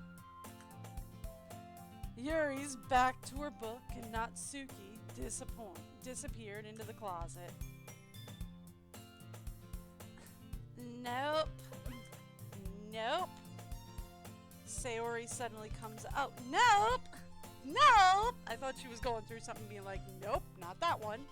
Nope, not that one. I forgot that was my name. I find it funny to do that, and also I forget often. I don't know. I'm odd. Alright. I'm gonna go get some supplies from another classroom. Wanna come with me or whatever? Supplies? What for? Well, the festival's coming up. Me and Monica, we're gonna make some posters and stuff. So I need to go find some crayons, some markers, glue sticks, maybe a little glitter if we've got it. But honestly, I don't think glitter is really something that we keep, because glitter is just murder on carpeting. Although it does look like this school uses wood floors, so maybe they will. I don't know. But maybe some glitter or whatever. I see. Sure, I'll go with you. Yay! Okay, Monica, like, we'll be back soon, Kai. Are you going with Nope to get the supplies, dear? There's no need to trouble yourself. I'll be happy to go with him. Oh, but like, I wanted to go. It's so much fun exploring empty classrooms and stuff. Well, alright, okay, dear. It was just a suggestion. If you can find poster paper too. See if you can find some poster paper too, okay? Okay! Ready? Nope. Let's get... yeah, let's go. Sayori and I exit the club room. I follow behind Sayori as Sayori hums and skips around the hallway. Honestly, it feels like I'm taking a kid to the mall or something. Sayori finds pleasure in the simplest things sometimes. That is not a bad thing. Hey Sayori, what exactly are we doing for the festival anyway? I'm not sure how you would make an event out of literature. Me and Monica have it like all planned out. So, you know, don't worry. Is that so? Yeah! We're like gonna do a poetry performance. Isn't that freaking awesome? A performance? Of what kind? Well, everyone's gonna take turns on stage and they're gonna recite their like favorite poems or whatever. Is Shel Stevenson allowed? I did a lot of Shel Stevenson's performance for the spring concerts as a kid.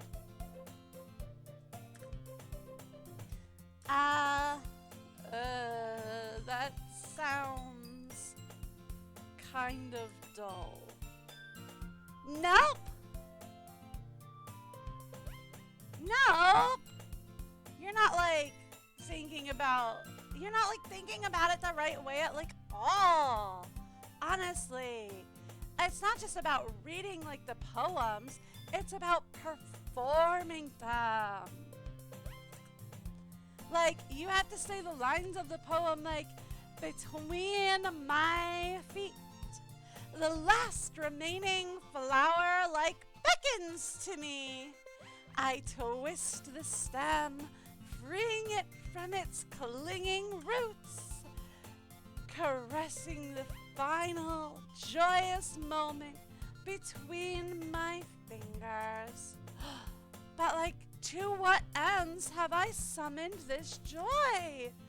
For now, when I look in every direction, the once prosperous field before me is but a barren wasteland. Like that! Sayori, how do I put this? I'm sure it's just me, but it's impossible for me to take you seriously when you talk like that. You meanie. I'm working super hard on this, you know. I know. I just meant that it's pretty that it's a pretty unordinary contrast to your cute self. Like, don't say that! It's like totally embarrassing. But I guess that means I'm doing a good job, so yeah, I guess so. I'm like so excited for this! Oh my gosh! It's gonna be so much fun! The festival is gonna be so much fun! Sayori spins around in the hallway again. Hey, nope, this classroom over here is empty. Let's begin the mission. The mission, eh? It's been a long time since I've spent time with Sayori like this. But in the end, she hasn't changed one bit. She's nothing but a ball of sunshine, drawing happy vibes from the world around her. It's a pretty nostalgic feeling for me. As the years went by, I began to hole myself up in my room more and more. So going adventuring with Sayori brings about a special sort of feeling I forgot I had in me. The two of us enter the classroom. Sayori heads straight to the closet and I follow. Let's see what we have in here. Crayons. Sayori pulls a box full of crayons off the shelf. Oh, they're like the best brand too! They're kind of dirty though. Sayori starts pulling various crayons out of the box, reading the color's name. Alright, that one's down. Don't get distracted, we still need to find... Wait! I'm like looking for my favorite color. Fine. Robin's egg blue?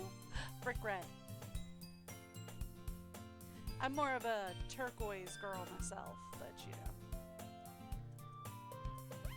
Then at least move aside so I can look for some poster paper. Ah!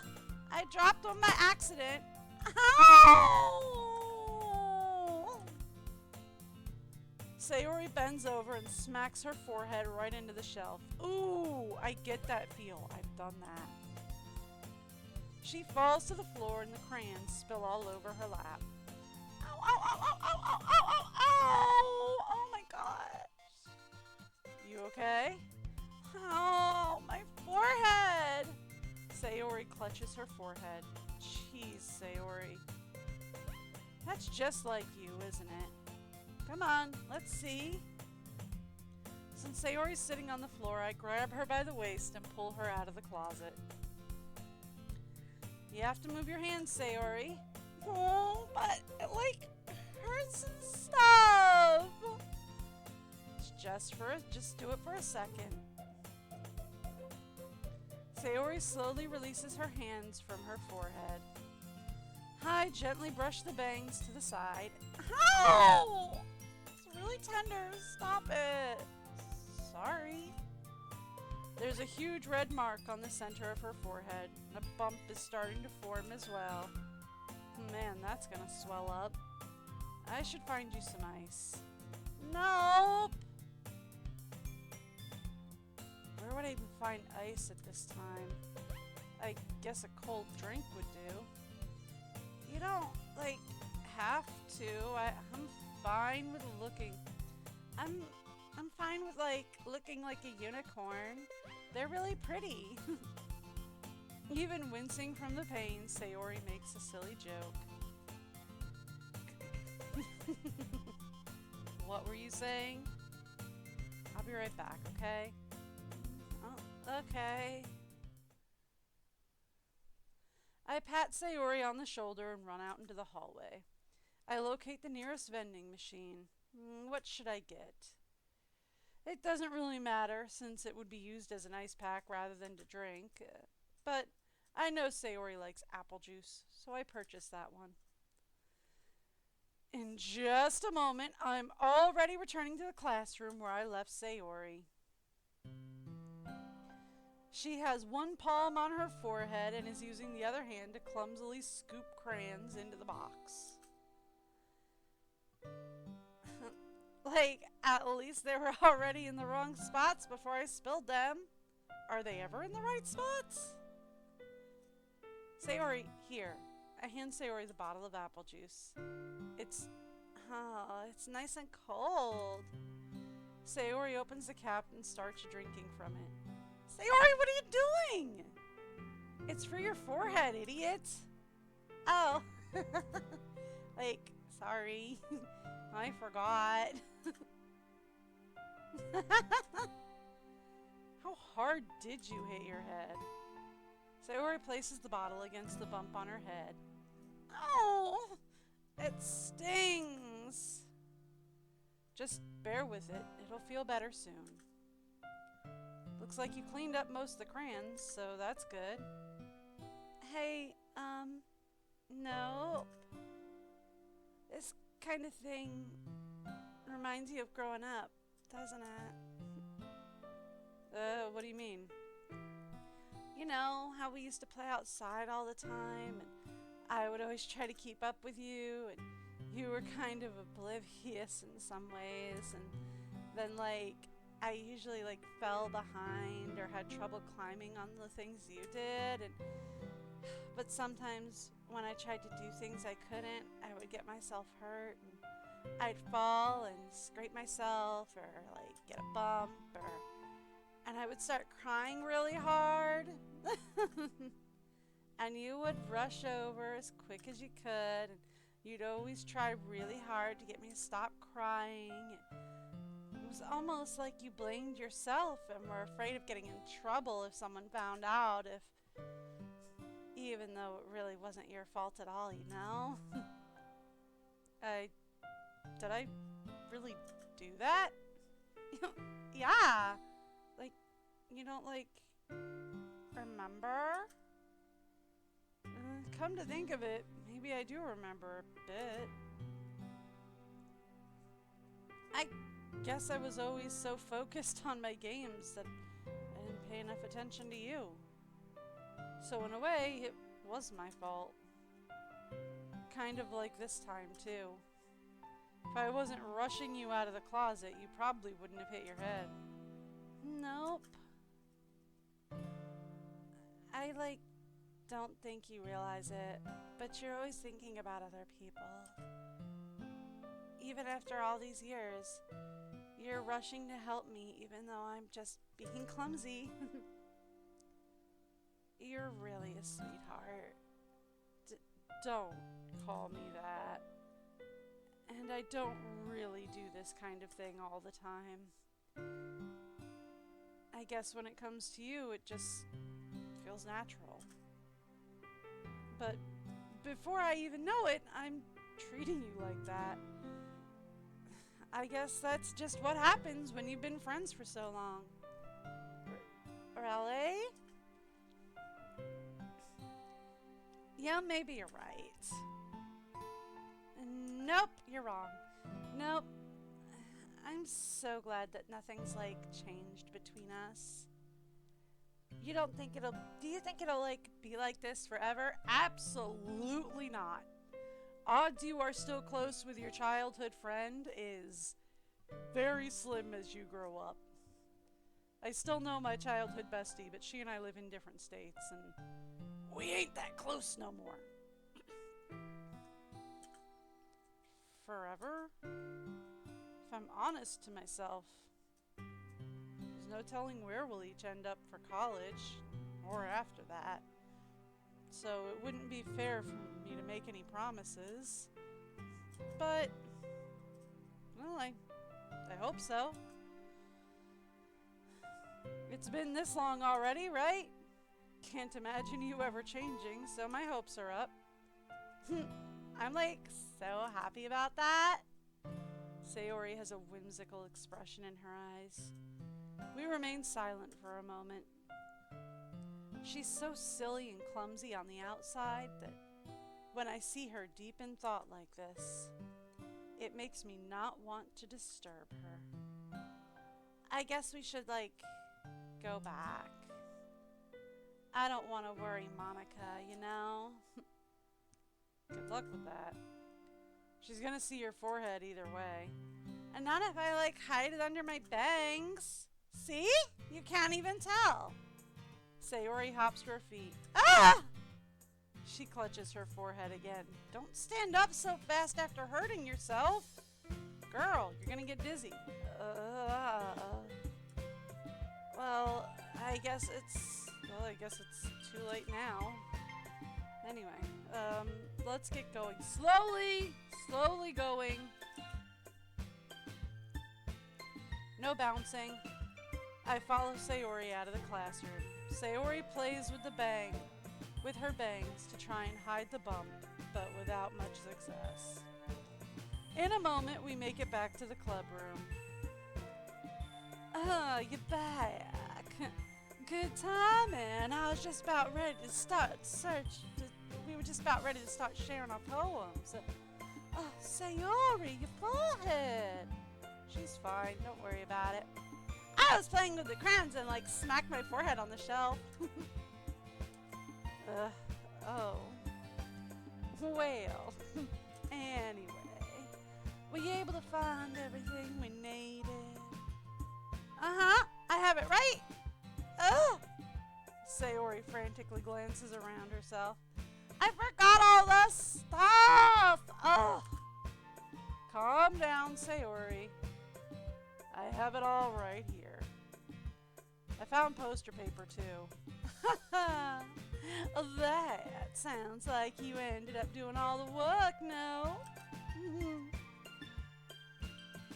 Well, Sayori... I failed to come up with an excuse for Sayori. I made it like an adventure! Yeah, that. Okay. In any case, good work. I'll start working on the poster paper tonight. Me too! Okay, everyone. Are you ready to share your poems?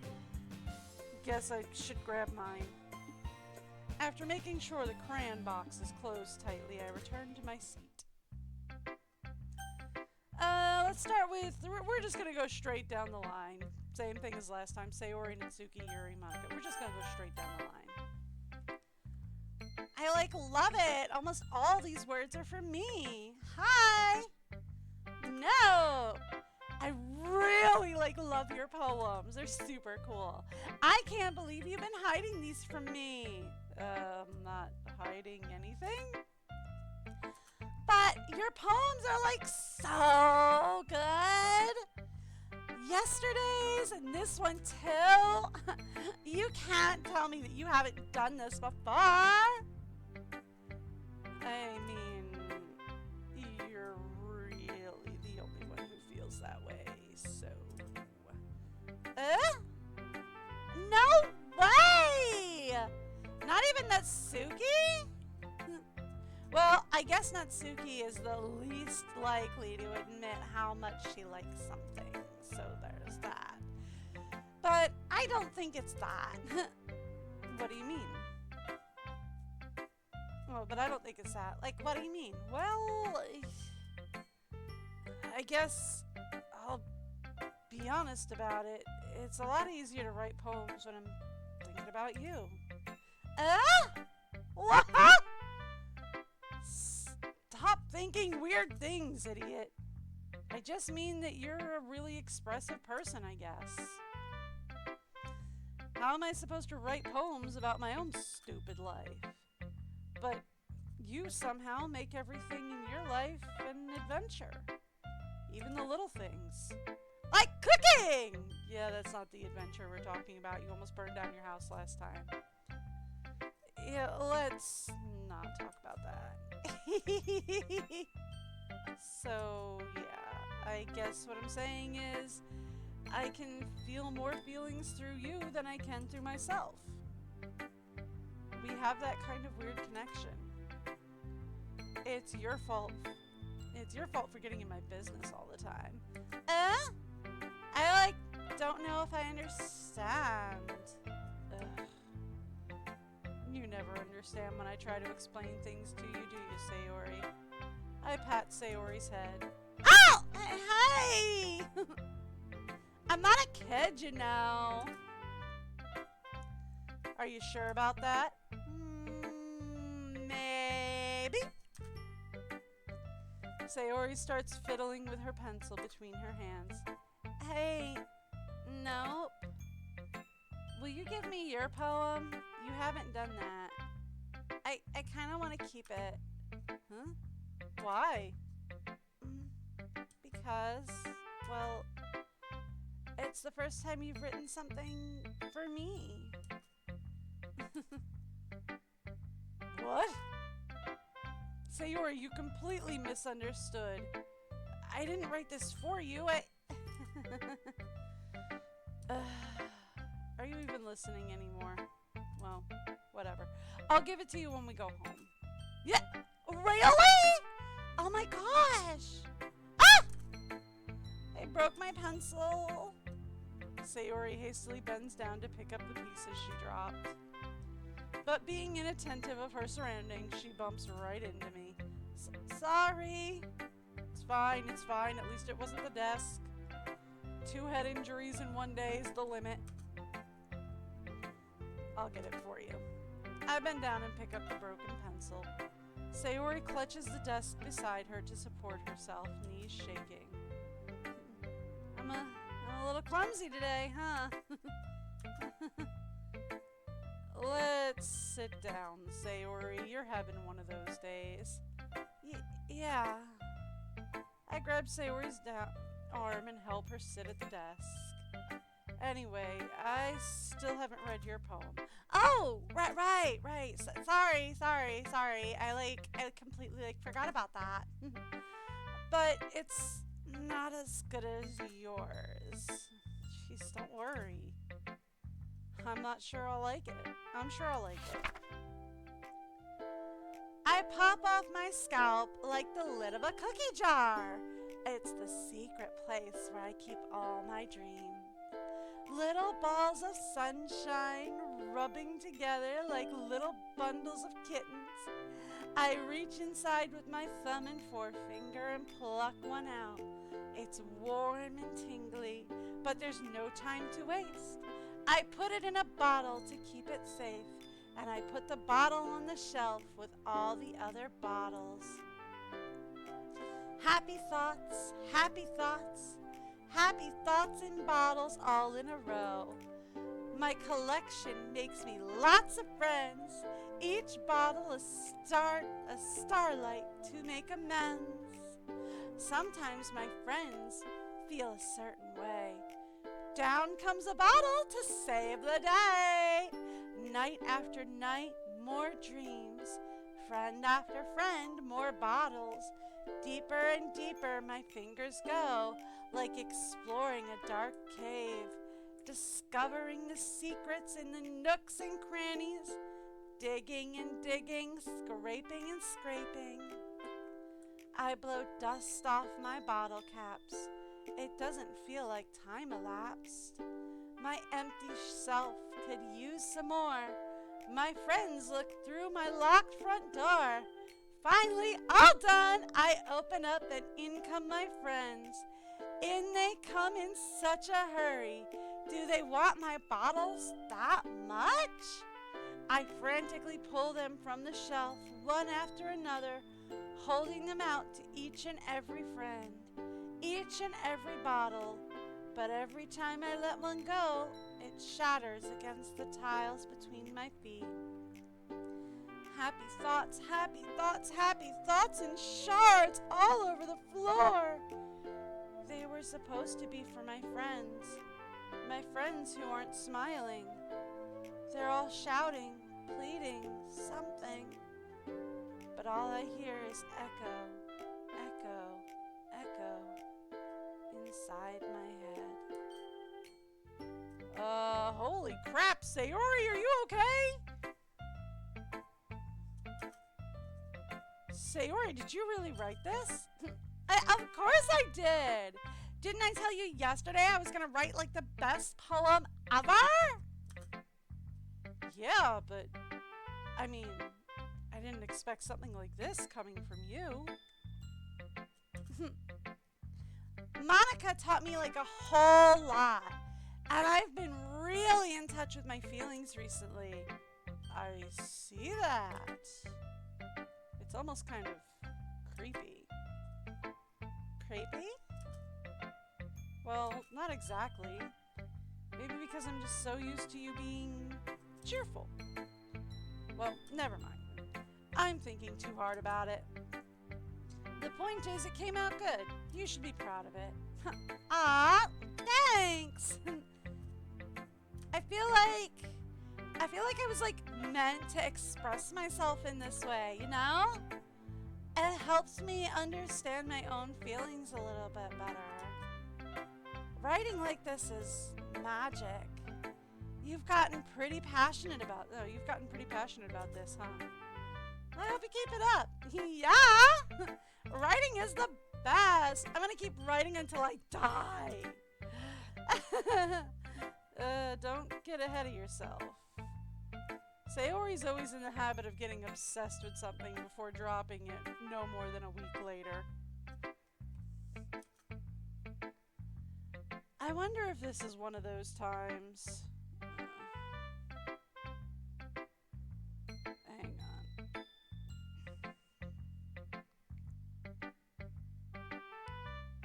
Yeah, okay. Never mind. Just checking something. Alright. I wonder if this is one of those times. But seeing the passion in her eyes makes it hard for me to be pessimistic.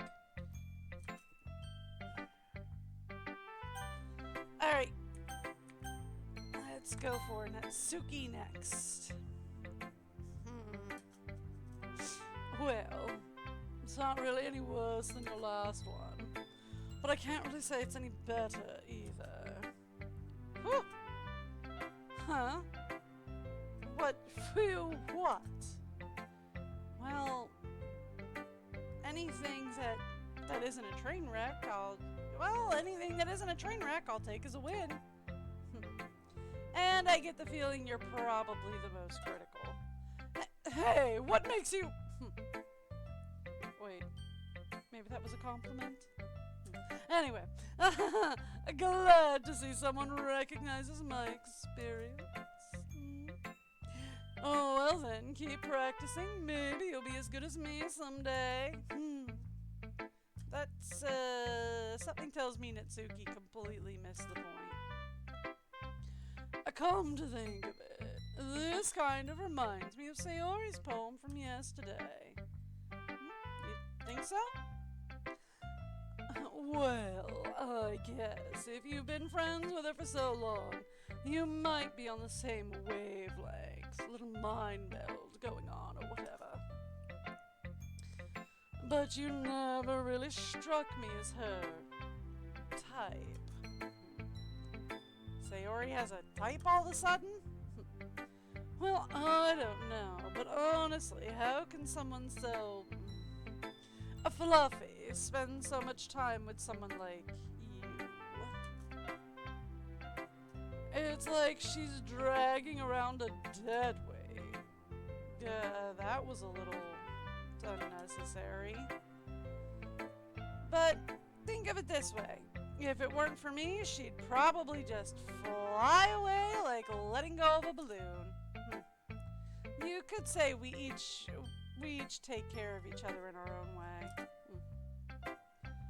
Whatever it is, I don't get it. Oh yeah, I guess I'm supposed to show you my poem now. Yeah. Amy likes spiders. Do you know what I heard about Amy? Amy likes spiders. Icky, wriggly, hairy, ugly spiders. That's why I'm not friends with her. So does my sister Momo. My sister Momo had a tarantula. I hated going to her house. Yeah. Tarantula's not alive anymore, in case you were wondering. Amy has a cute singing voice. So does Momo. Are we sure Amy isn't Momo? I heard her sing my favorite love song.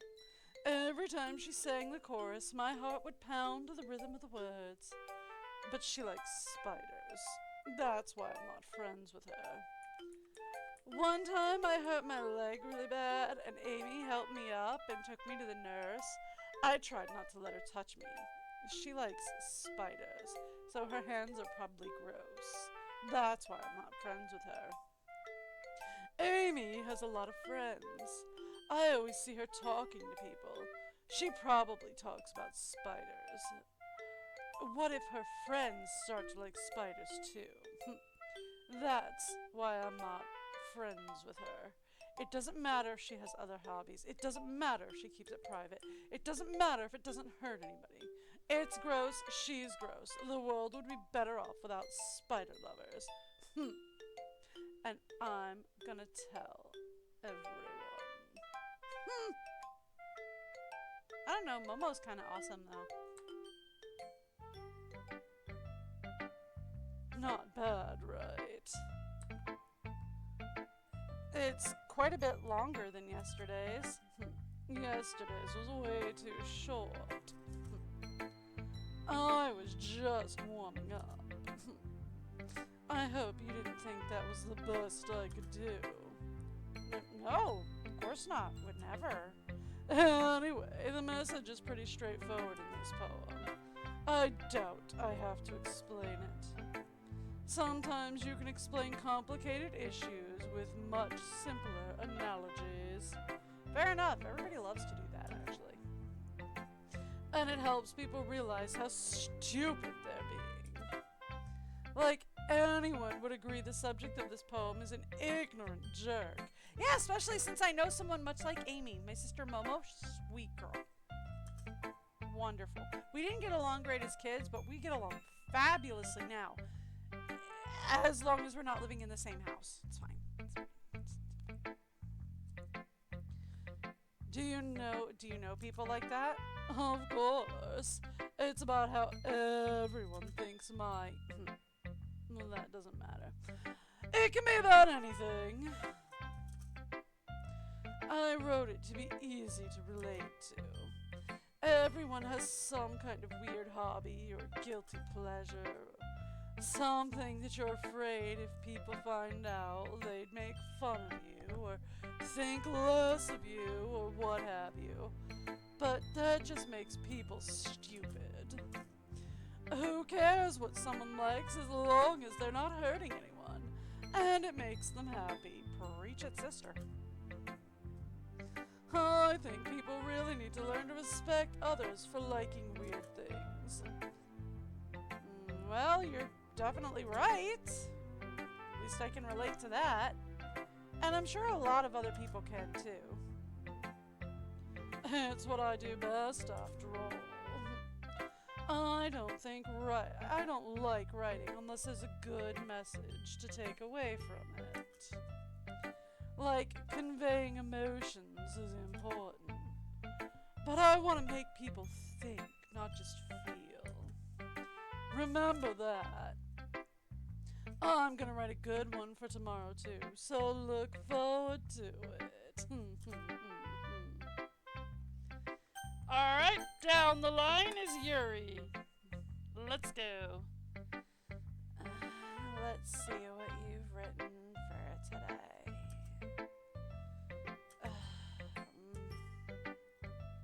Well done, nope. Your skills are already improving. Really? Thanks, Yuri. Coming from you, that means a lot. It's nothing. I'm just happy to help inspire fellow writers. I know you're new to this, so don't worry so much if it seems like you can't get your poem to feel perfect. You don't need to be afraid to be a little more daring. Metaphors can go a long way. Don't feel like you need to work your brain like turning a bunch of gears. Try letting your mind wander through your feelings and write down the things you see and hear. That's one way to truly enable your reader to see into your mind. It's a very intimate exercise. I see. That's certainly an interesting technique. Thanks for sharing. I have, an example of that if you'd like to read it. Of course, it's what I'm here for. Is this the poem you wrote for today? Yuri nods and timidly hands me her poem. It happened in the dead of night while I was slicing bread for a guilty snack. My attention was caught by the scuttering of a raccoon outside my window. That was, I believe, the first time I noticed the strange tendencies as an unordinary as an ordinary human. I gave the raccoon a piece of bread, my subconscious well aware of the consequences, aware that a raccoon that is fed will always come back for more. The enticing beauty of my cutting knife was the symptom. The bread, my hungry curiosity, the raccoon an urge. You're really spelling it out. The moon incense its phase and reflects that much more light of my cutting knife, the very same light that glistens in the eyes of my raccoon friend. I sliced the bread, fresh and soft. The raccoon becomes excited, or perhaps I am merely projecting my emotions onto the newly satisfied animal. The raccoon has taken to following me. You could say that we've gotten quite used to each other. The raccoon becomes hungry more and more frequently, so my bread is always handy. Every time I brandish my cutting knife, the raccoon shows me its excitement. A rush of blood, classic Pavlovian conditioning. I slice the bread and feel myself again, and feed myself again. Wrong word. Changes the mood completely, though. Yuri, are you also okay? I'm starting to feel like maybe we need to call a psychiatrist for some of these ladies. I was a little more daring with this one than yesterday's. Yeah, I can see that. It's a lot more metaphorical. I don't see a whole lot of metaphor. That was kind of spelled out very clear. I don't know if it's my fault, but I can't begin to imagine what this poem is about. I can! It might be because I've played this game before. That's right. It's a little bit closer to my preferred writing style. Using the poem as a canvas to express vivid imagery and conveying emotions through them. Yeah, if I take it at face value, then I can't even figure out what it's supposed to mean. Well, I think it's something that different people can relate to in their own way. I wanted to express the way it feels for me to indulge in my more unusual hobbies. It's those sorts of things that I'm usually forced to keep to myself. So I sometimes enjoy writing about them. Huh, that's funny. Didn't Natsuki also write something about that? About someone being ridiculed for strange interest? She did. Yeah. She was talking about how it doesn't matter what you're into as long as you're not hurting anybody. She's right. I mean, does she really feel that way? Yeah. Sounds like you two have that in common. That's interesting. To me, she seemed like the kind of person who would make fun of my hobbies. But I suppose that's my fault for judging, isn't it? Please don't tell her I said that. Don't worry, I have no reason to. Okay, cool. Well then, thank you for sharing it with me. After all, if I hadn't learned to embrace my own weirdness, I would probably myself. I might be ranting a little bit now. Sorry. But I'm glad that you're a good listener.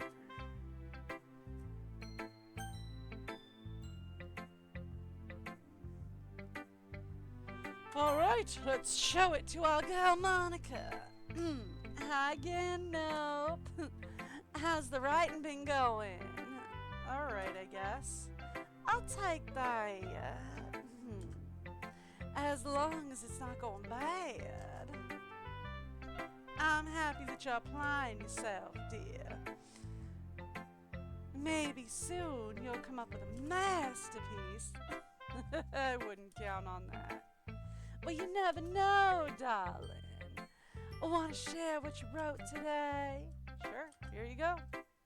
I gave my poem to Monica. All right.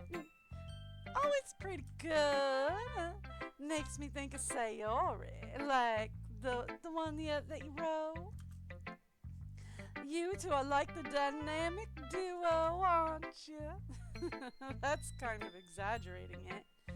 Well, yeah, probably just a bit, but you do spend a lot of time with her, even in this club, don't you? Then again, I don't blame you for being a little shy. You say shy like it's a bad thing. I'm not shy, it's just... I'm just teasing, dear. I know it takes a bit of time to make friends with everyone.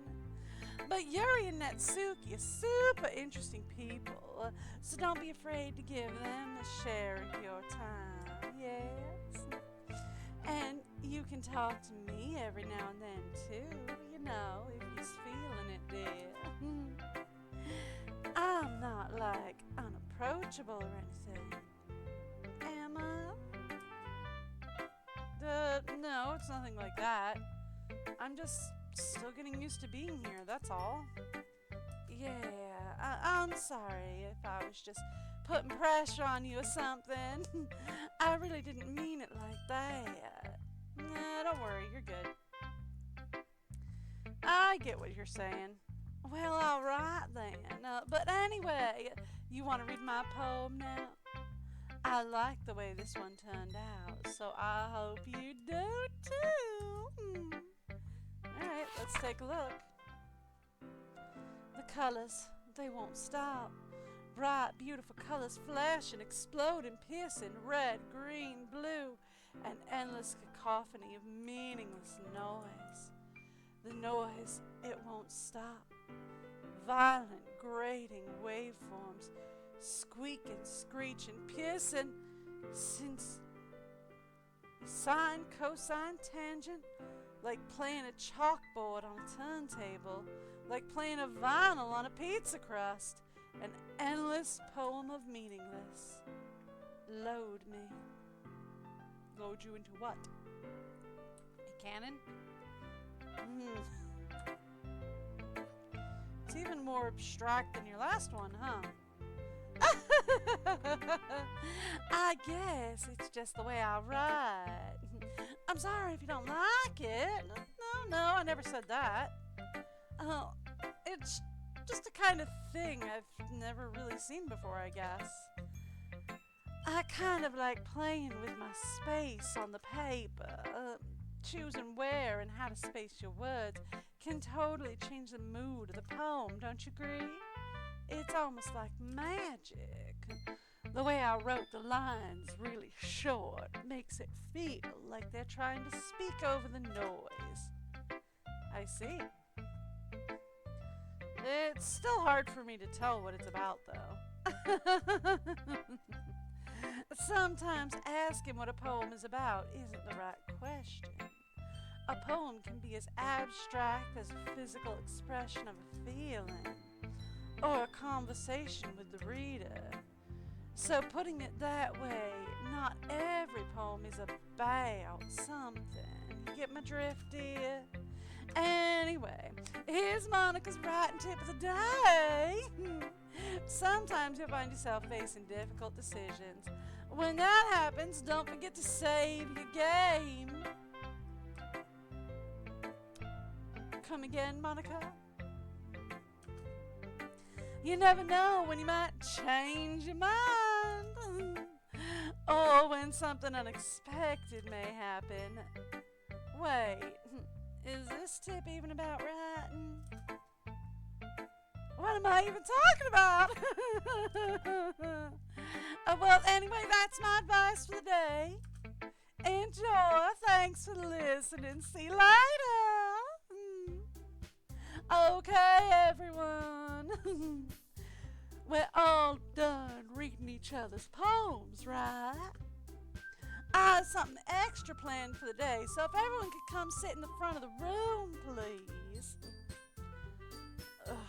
Is this about the festival? Well, sort of. Do we really have to do something for the festival? It's not like we can put together anything good in just a few days.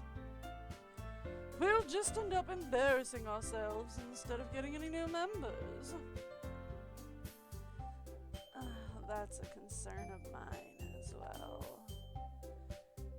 I don't really do well with last-minute preparations. Don't worry so much. We're gonna keep it simple, okay? We won't need much more than a few decorations. Sayori's been working on posters, and I've designed some pamphlets we can give out during the event. Okay, that's great and all. But that doesn't tell us what we're actually going to be doing for the event. Oh, I'm sorry. I thought you'd heard about it already, dear. We're going to be performing.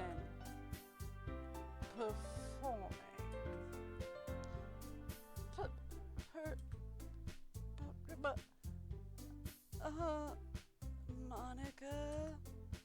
Yeah, we're going to be having a poetry performance. Each of us are going to choose a poem to recite during the event. But the cool part is we're also going to let anyone else come up and recite poems too. Sayori is putting it on all the posters in case anyone wants to prepare ahead of time. Sayori, who's been coloring posters, holds it up for us to see. Are you kidding me, Monica? You didn't already start putting these posters up, did you? Well, I did. Do you really think it's that bad of an idea?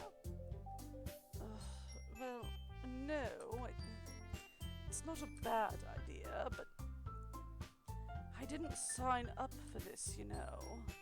There's no way I'm going to be performing in front of a group of people like that. I agree with Natsuki. I could never, in my life, do something like that. I agree with Yuri. I couldn't either in high school. I can now. Couldn't then. Imagining it, Yuri shakes her head in fear. Like, guys! No, Sayori. I understand where they're coming from. Remember that Monica, that Natsuki and Yuri have never shared their poems with anyone until just a couple days ago. It's a lot to ask for them to recite their poems out loud to a whole room full of people, so it doesn't have to be one of yours. Make it, Shel Stevenson is always a great one. Very comedic. Make people laugh, it'll be great. I guess I kind of overlooked that. I'm so sorry. But I still think we should give it our best. We're the only ones responsible for the fate of this club. If we start the event and each put on a good performance, then it'll inspire others to do the same. And the more people we perform, and the more people who perform, the better we'll be able to show everyone what literature's all about. Yeah! It's about like expressing your feelings, being intimate with yourself, finding new horizons, and like having fun. Well, that's right. And it's those reasons that we're all in this club today. Do you want to share that with others? To inspire them to find the same feelings that brought you here in the first place? I know I do. I know we all do. And if all it takes is standing in front of the room for 2 minutes and reciting a poem, then I know y'all can do it.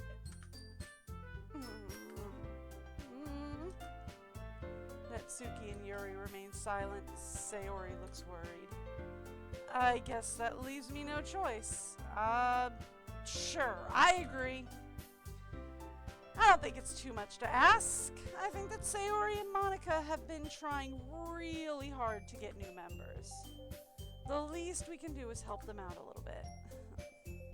Well, maybe, but looks like Natsuki doesn't have any arguments left. Oh, okay, fine. I guess I'll just have to get it over with. All right. Thanks, Natsuki. What about you, Yuri? Yuri dejectedly glances around at everyone else's expectant expressions.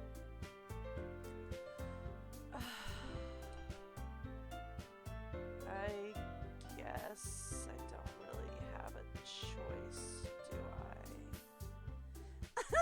That's like everyone! You're the best, Yuri! Oh my gosh, it's gonna be so much fun! This club is seriously going to be the death of me. Oh gosh, you'll be fine, Yuri. But anyway, let's move into the main event, shall we? I want each of you to choose a poem of yours, yeah? We're going to practice reciting them in front of each other. No way.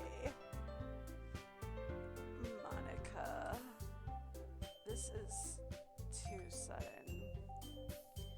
Well, if you can't recite your poem in front of the club, how do you expect to do it in front of strangers, dear?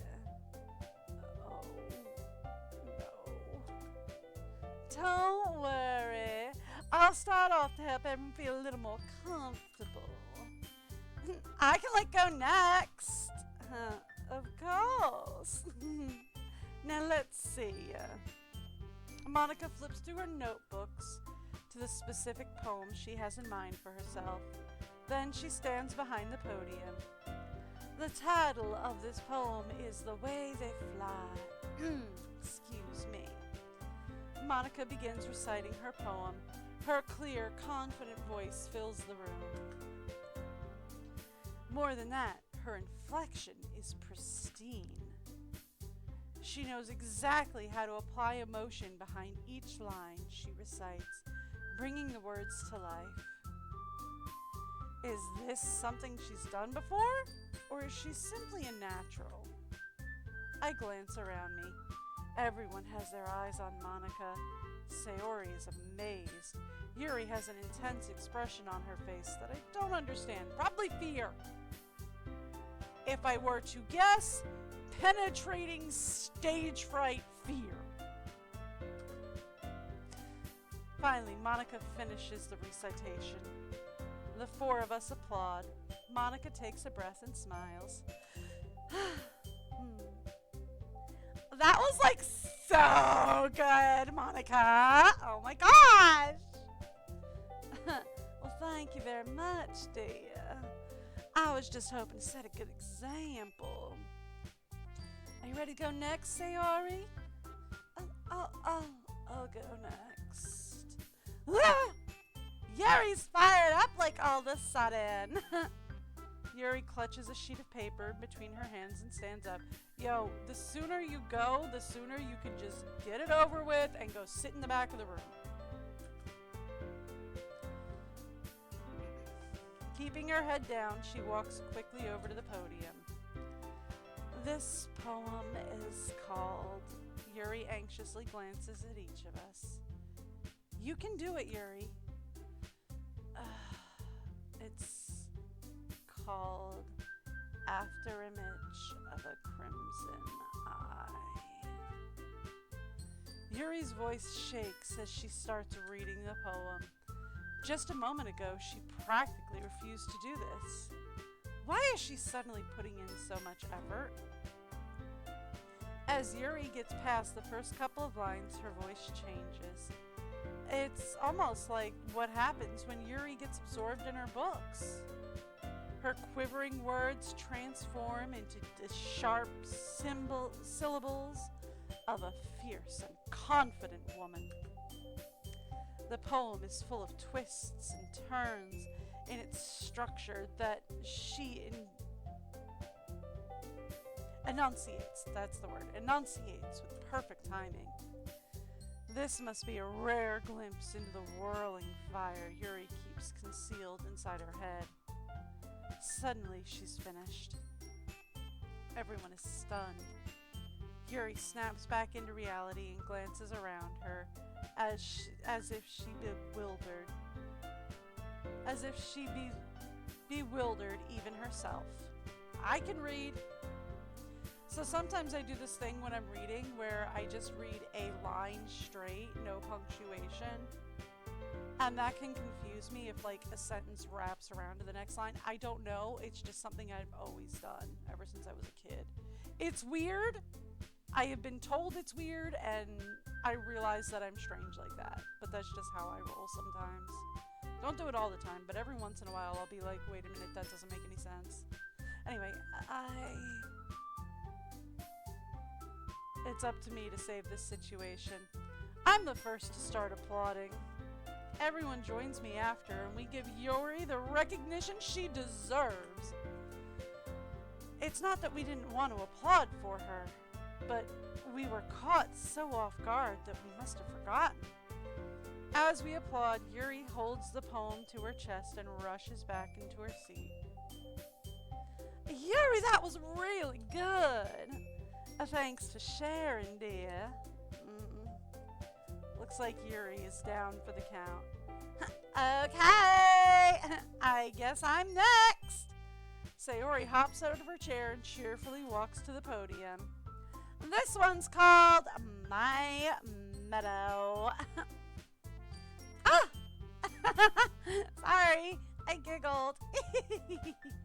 Sayori, it's a lot harder than like I thought it would be. How did you guys do it so easily? Try not to think of it like you're reciting to other people. Imagine you're reciting it to yourself, like in front of a mirror or in your own head. It's your poem, so it'll come out the best that way. I see. Okay then. Sayori begins her poem. Somehow it feels like her soft voice was made as a perfect match. The poem isn't aimlessly cheery like Sayori is. It's serene and bittersweet. If I were to read this on paper, I probably wouldn't think much of it. But hearing it come from Sayori's voice almost gives it a whole new meaning. Maybe this is what Sayori meant when she said she likes my poems. It's like I get to reach more deeply into someone I thought I knew, through and through. Sayori finishes and we applaud. I did it! Good job, Sayori. Even nope like that. I guess that's a good sign. I'm doing the right thing. What does that even mean? It came out nicely, Sayori. The atmosphere of the poem fits you really nicely. But it might be that other poems wouldn't work quite as well with that kind of delivery, dear. I don't understand or get it or whatever. In other words, I've seen poems of yours where that sort of gentle delivering wouldn't work as well. They might need a little more force behind them, depending on what you're reading. Oh, like now I know what you mean. Okay. I've been practicing that kind of thing. It's just like embarrassing to do in front of everyone. The next time I'm gonna make you pick a different poem that challenges you a little more, yeah? Alright. We don't have much time before the festival, you know.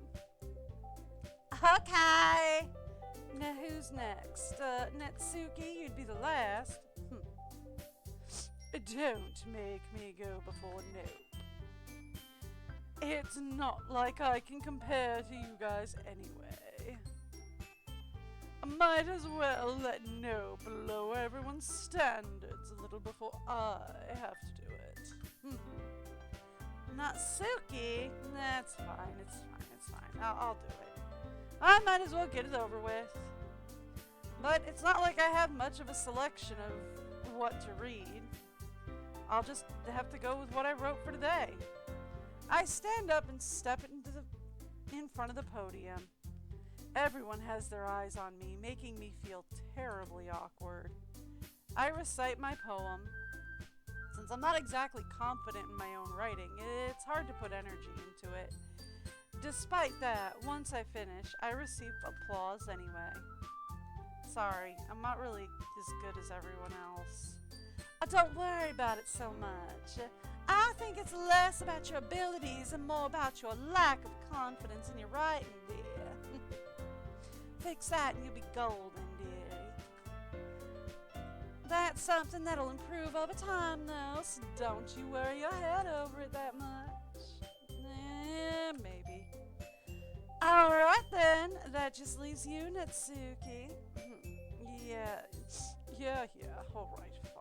I'm going.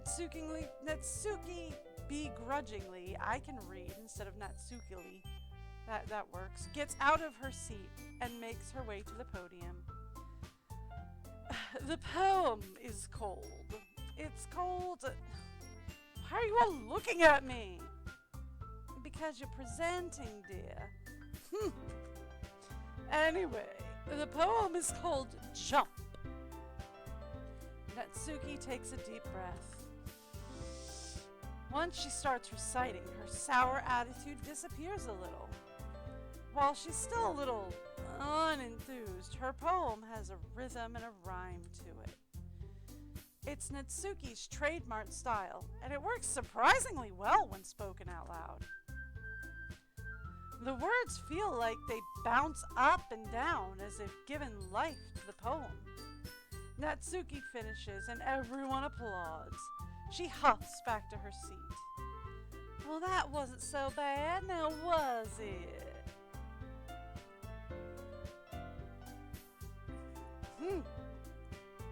Easy for you to say. You'd better not make me do that again. Well, do you at least feel prepared enough to recite a poem in front of other people? I mean, doing it in front of other people will be way easier. I can put on whatever face I want for other people. But when it's just my friends, it's just embarrassing.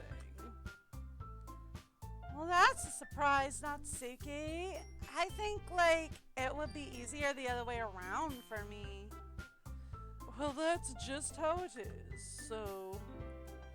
Well, I guess in that case, you won't have much to worry about for the festival, dear. That said, I want to thank everyone for coming, though.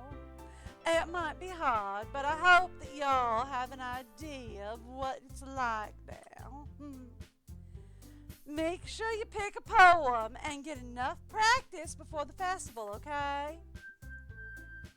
I'll be making pamphlets to let me know, so let me know ahead of time what you'll be reciting. Jeez. I should probably find something I should probably find some other poem to recite instead. Well, that's fine too. It doesn't have to be your own. I'm already pleasantly surprised that you're putting all this effort in for the club. It makes me really happy, dear.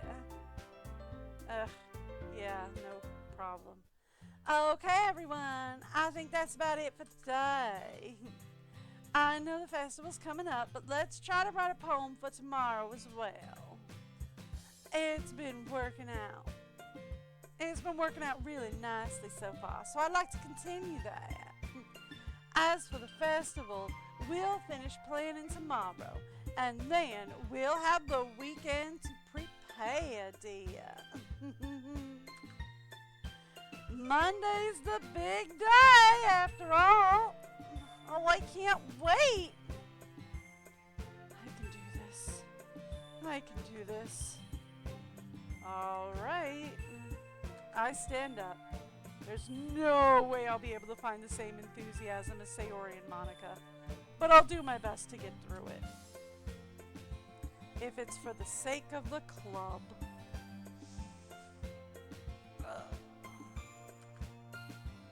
And impressing Monica. So I have a secondary motive. Then I'll have to do my best. Ready to go, Sayori? Yeah! Look at you two, always going home together like that. It's kind of adorable, isn't it? Jeez, guys. Don't make it such a big deal out of it. It must be a little nice, though. Well, how am I supposed to respond to that? It's okay, Nope. You don't really have to say it. Whatever. Let's just go already. I mean, we're leaving at the same time and we live on the same street. We kind of have to walk home together. I walk home with Sayori once more. Even though it's only been a few days, a lot of things have already changed. But today, Sayori is being a little quieter than usual on the way home. Hey, Sayori. Oh, sorry. I was like, spacing out. No wonder. I was like thinking about something from earlier. I like how we get to, I mean, Sayori fumbles with her words. So let's just say that one day, like, Yuri asked to walk home with you. What would you do? What kind of question is that? You're kind of putting me in the spot here. Oh, sorry. I didn't mean to do that. Whoopsies. Oh well, we done did it. Walking home with Yuri, huh? Why does the thought of that make my heart pound? I mean, given how hard it is for her to socialize, I would feel awful about turning her down, so... Isn't she so beautiful and smart? That has nothing to do with what I just said. You admit it! Jeez. There's not even any point to speculating something that's not going to happen. Well, maybe, but I just like to think about it, you know? It's like not long before you won't need me anymore, you know? You'll be like off to college, and I'll be off to college, and like we'll only see each other like when we come home on holidays and like bump into each other like some sort of like Christmas movie or something. Need you? Sayori. I can't figure out how you're seeing things in your head right now. Sorry. Everyone's different. Nobody in the club is a replacement for you. Yeah, if you say so. The conversation trails off and I'm left feeling awkward. But it was kind of her fault for trapping me with such a weird question. I can't just lie to her. But if there's something that makes her happy, I would hate to take that away from her. That's why I said there's no point in speculating. Then again, the festival's only a few days away. Who knows what will happen in that time?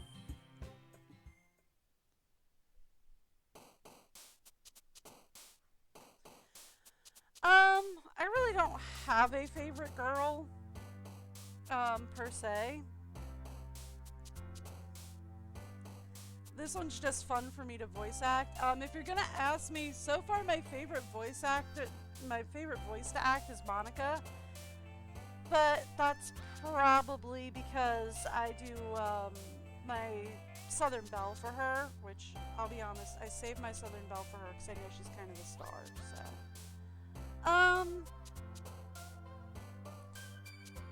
probably not. The only reason why I'm doing Doki Doki right now is because I got it free with Epic. Well, okay, I'm playing on my husband's account, so he got it free with Epic. But, and it's October, so I figured I'd do something spooky. I'm really not into psychological horror that much. I'm not into horror at all. I'm the world's biggest chicken. So I'm really not a horror type of person. I'm gonna do this one, and I have plans on doing Killer Frequency, because that's more of a puzzler. But mostly, I do a lot of cozy puzzlers, cozy games and puzzlers, like the My Time series, My Time at Portia, My Time at Sandrock, My Time at Evershine, those kinds of things, Planet Crafter. I'll do survival crafters, I'll do a lot of cozy games, Stardew Valley, that kind of stuff. Doki Doki's cool, and I've seen this one played a dozen times or more. I haven't played it myself. This is a first time playthrough for me, but it's not a blind playthrough. I know a little bit too much. And so I know where like the barrier is for me, so this one I'd be okay with. But yeah, I don't do well with a lot of like the psychological horror games. I'm too big of a chicken. It does, however, help that for me, I'm on the east coast of the US. Well, I'm on the eastern time zone of the US, and it's a nice, bright, sunny day first thing in the morning. So that helps me a lot too. So I am the world's biggest chicken, though. I wish I was joking about that. I am the world's biggest chicken. She likes anything like super happy or super sad. But, so I want to aim for super happy or super sad. But like, yeah, I'm not like super connected to any of the girls here. However, if you ask me for my favorite Portia guy, that would be Mint. And my favorite guy from My Time at Sandrock would be Unsure. They both remind me of my real world husband a little bit.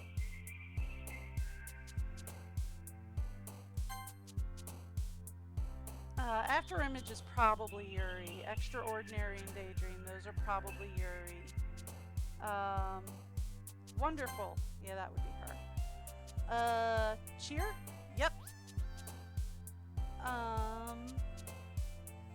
Doki Doki, I would imagine, is Natsuki. Because that's Japanese onomatopoeia for the beat of the heart. If you didn't know that. I'm pretty sure everybody knows that by now, though. Either that or it could just be because I watch a lot of Geeks Plus creators. Anyway. Destiny is probably Yuri. Contamination sounds like Yuri. Headphones! Okay, that was her. Sunny! I want to say Forgive. Yeah, Forgive. Tragedy. Hopeless. I'm really probably overthinking the poem thing too much. I want to say Kawaii is probably also going to be Natsuki because Kawaii is cute. Again, Japanese. That was Yuri. Okay. Horror, that was also Yuri, because she likes horror. Grief. Alone. Vertigo! That's a feeling and a half. You know what? Why not? Vertigo. Sure. We'll have a little fun. Fear. Calm.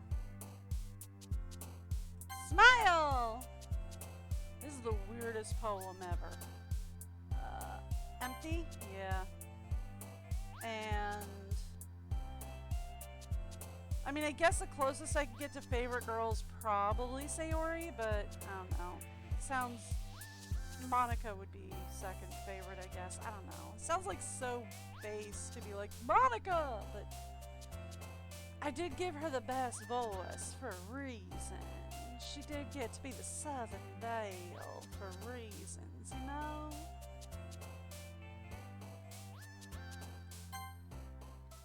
There we go. Alright, what time is it? 'Cause I might have to get going soon.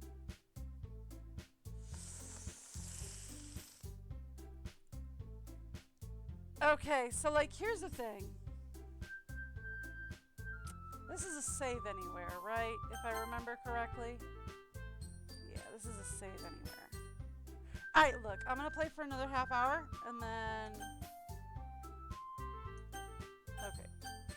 I'm gonna play for another half hour, and then I gotta get going, because I've got, like, other stuff that's gotta get done. Aw, man. I'm the last one here again. Sorry, I'm the last one here again. Don't worry, I just walked into... Were you practicing piano again? Yeah. You must have a lot of determination.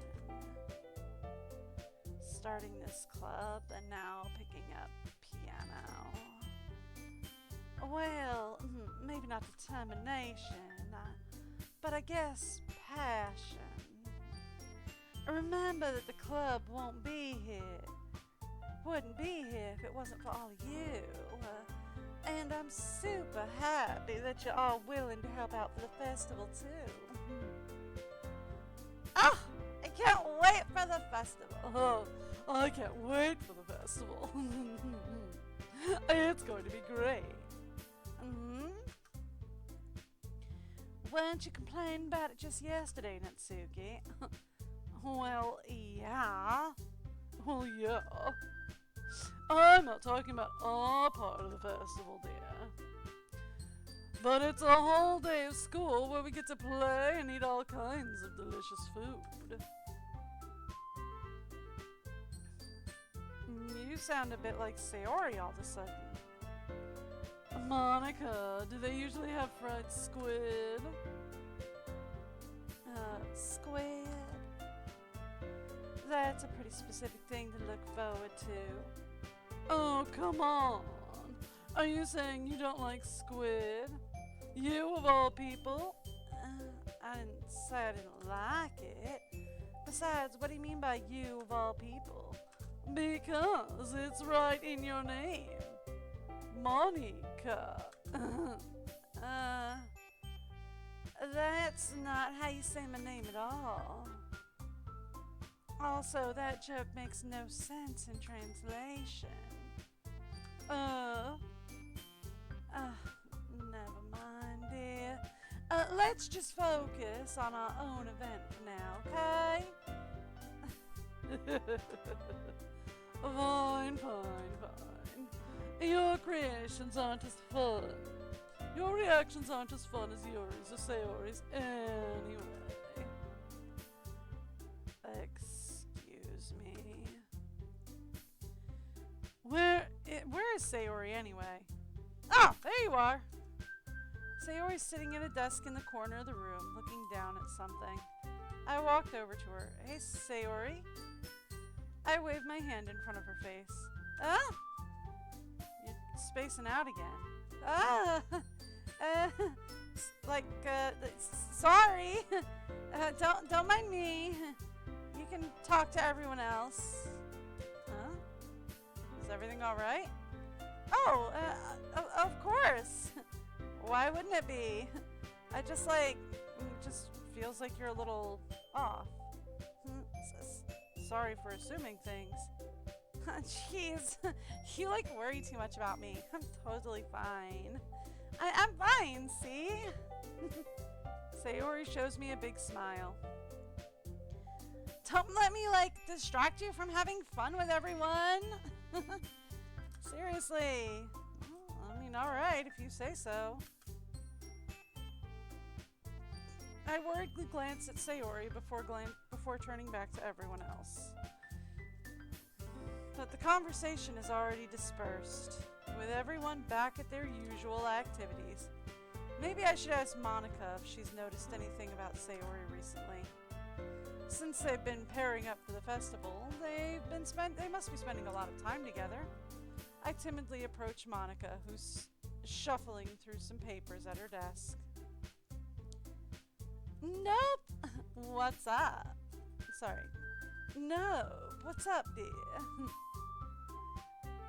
Hey, this might sound a little strange, but have you noticed anything up with Sayori recently? Anything up with her? In what way do you mean? Maybe I'm reading into it a little too much, but she seems a little downcast today. Oh, you think so? I can't say I've noticed anything about her.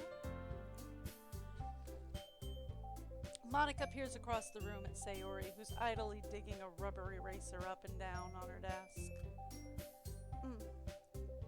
Maybe there is something on her mind, but I'm surprised I'm not the one asking you, no.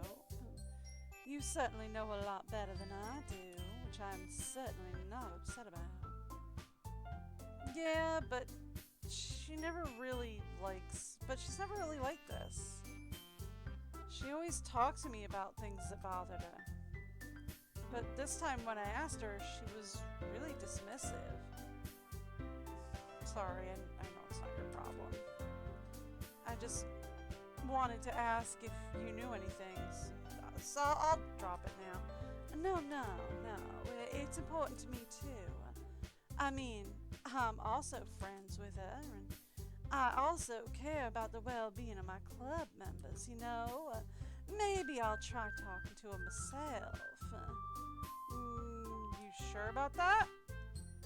She seemed to want to be left alone. Are you sure? Maybe she just had a hard time bringing it up with a person of interest. Person of interest? Like the TV show? From like the early 2000s? No? Okay. Or am I under investigation? What do you mean by that? I'm saying that maybe the thing on her mind is you, no? Me?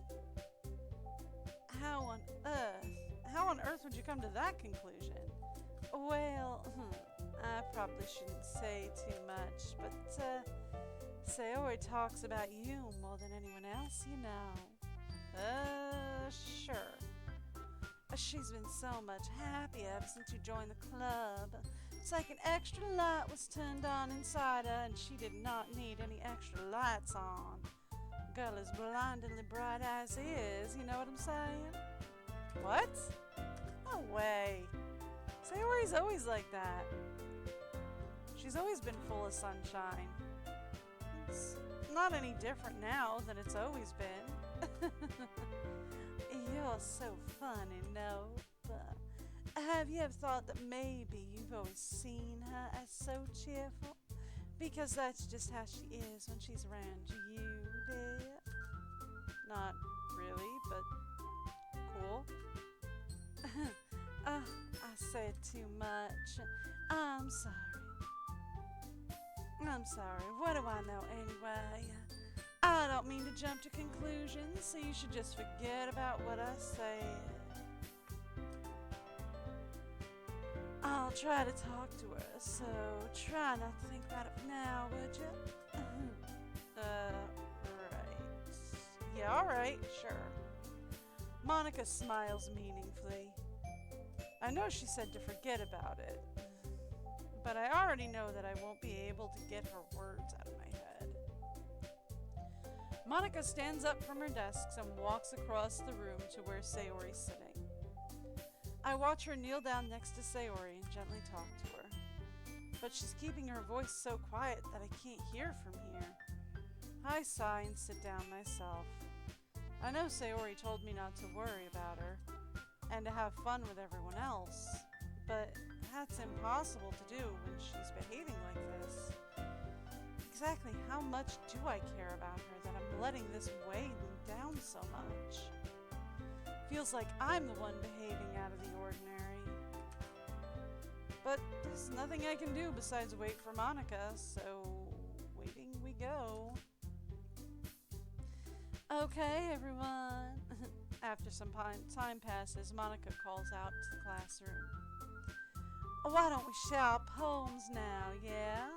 Before I know it, everything's back to normal. Everyone goes to retrieve their poems, and I do the same. I make eye contact with Monica, and she smiles at me. I wonder what she was talking about with Sayori. Alright, down the line it is! Sayori!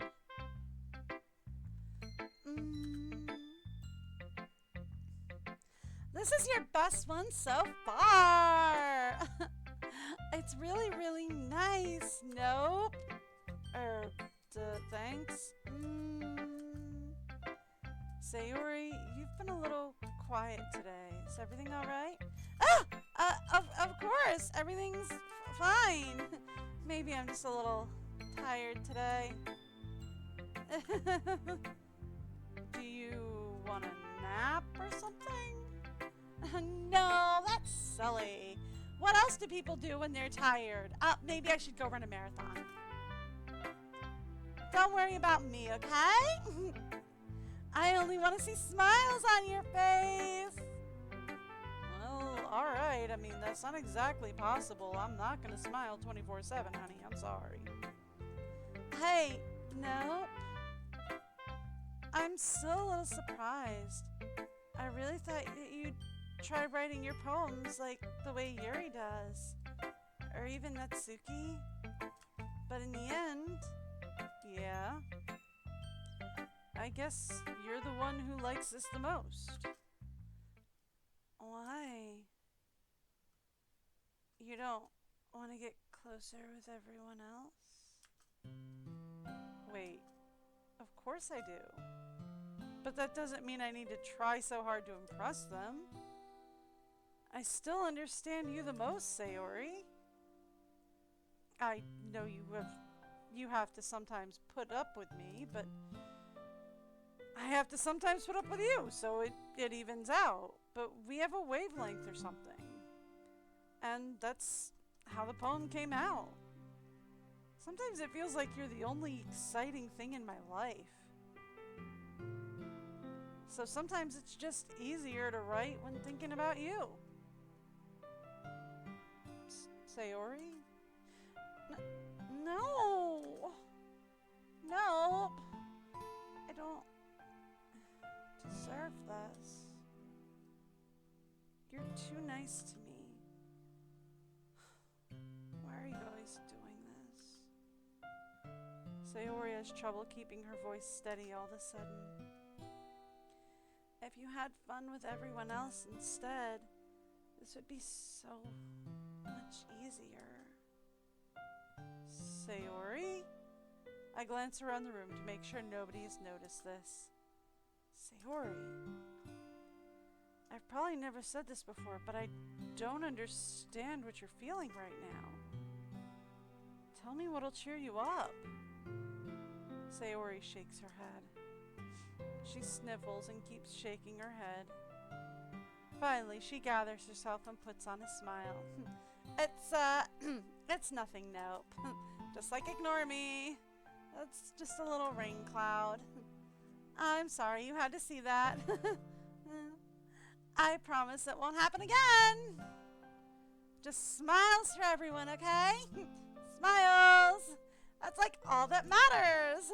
Go play with everyone else, Kay. I'm gonna go home a little bit early today. I hope that's cool with you.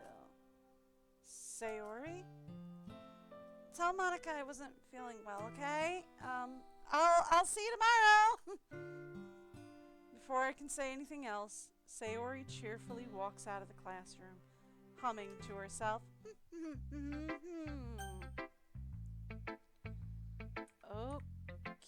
Okay, girl. Hey, Natsuki, what have you got for me? Well, oh man. This is seriously a step backwards. Eh?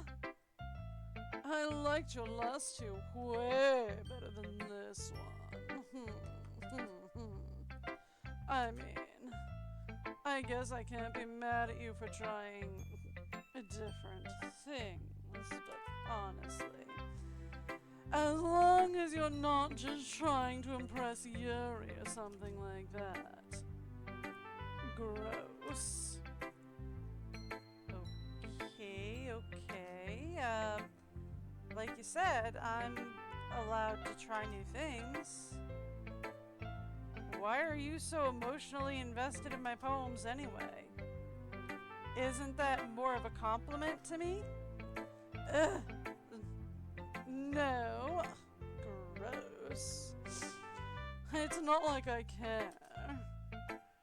It's just that one of us in this club has to make sure you're not slacking off. And goodness knows the other girls don't. Really? What if you ended up just scaring me away? That's, it's not like you would actually do that. Yeah, you're right. It's kind of fun hanging out here, even if I have to put up with you. Gah! Natsuki's elbow connects with my stomach. Oh, maybe I wouldn't mind scaring you away after all. I was just joking. Oh, I know. Don't worry. I was too.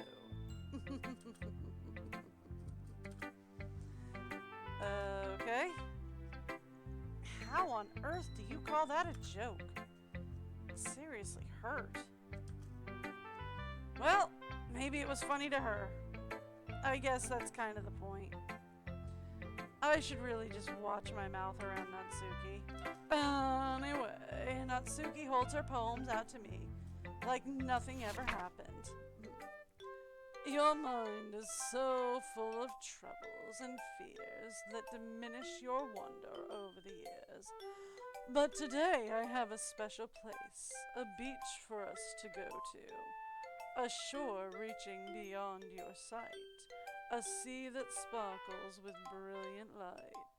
The walls in your mind will melt away before the sunny glow. I'll be the beach that washes your worries away. I'll be the beach that you daydream about each day. I'll be the beach that makes your heart leap in a way you thought you'd left long ago. Let's bury your heavy thoughts in a pile of sand. Bathe in sunbeams and hold my hand. Wash your insecurities in the salty sea, and let me see you shine. Let's leave your memories in a footprint trail, set you free in my windy sail. And remember the reasons you're wonderful when you press your lips to mine. I'll be the beach that washes your worries away. I'll be the beach you daydream about each day. I'll be the beach that makes your heart leap in a way you thought you'd left long ago. But if you let me by your side, your own beach, your own escape, you'll learn to love yourself again. Yeah. I felt like I kept writing about negative things, so I wanted to write something with a nice message for once. Besides, the beach is awesome. kind of hard to write anything negative about the beach, isn't it? So you decided to write about the beach first and then came up with a message later? Yeah, well, it's only because of what happened yesterday. I mean, after Yuri and I realized we kind of wrote about the same thing, she wanted to pick a topic and have us both write about it or whatever. You can really see her doing that, can't you? Making us write about a simple topic, then trying to impress me by coming up with something all fancy. Well, it's not like I care. I just did it anyway for fun. I mean, I guess mine ended up being kind of metaphorical too. But there's nothing wrong with doing that once in a while. At the very least, it was good practice. Alright, Yuri it is. And we'll end on Monica. Well done, Nope. You definitely improved your writing over the course of these few days. Has my advice been, like, helpful to you or whatever? Yeah, definitely. I'm glad. Sharing your writing like this, it's a lot more fun and rewarding than I anticipated. I need to remember to thank Monica later. I think we all felt a little awkward at first, but now it seems like everyone's enjoying sharing their writing and seeing what others think. I guess I can't really disagree. I was afraid of this whole thing would be a chore. But it's a great way to spend time. To spend some personal time with all the girls in the club. But it's been fun getting to know everyone and their writings. And I guess doing some writing myself. Well, have you learned anything about yourself? Nope. Well, you know how I like to say that writing is a very personal way to get in touch with yourself. In the end, it doesn't matter if you're a good writer or a bad writer.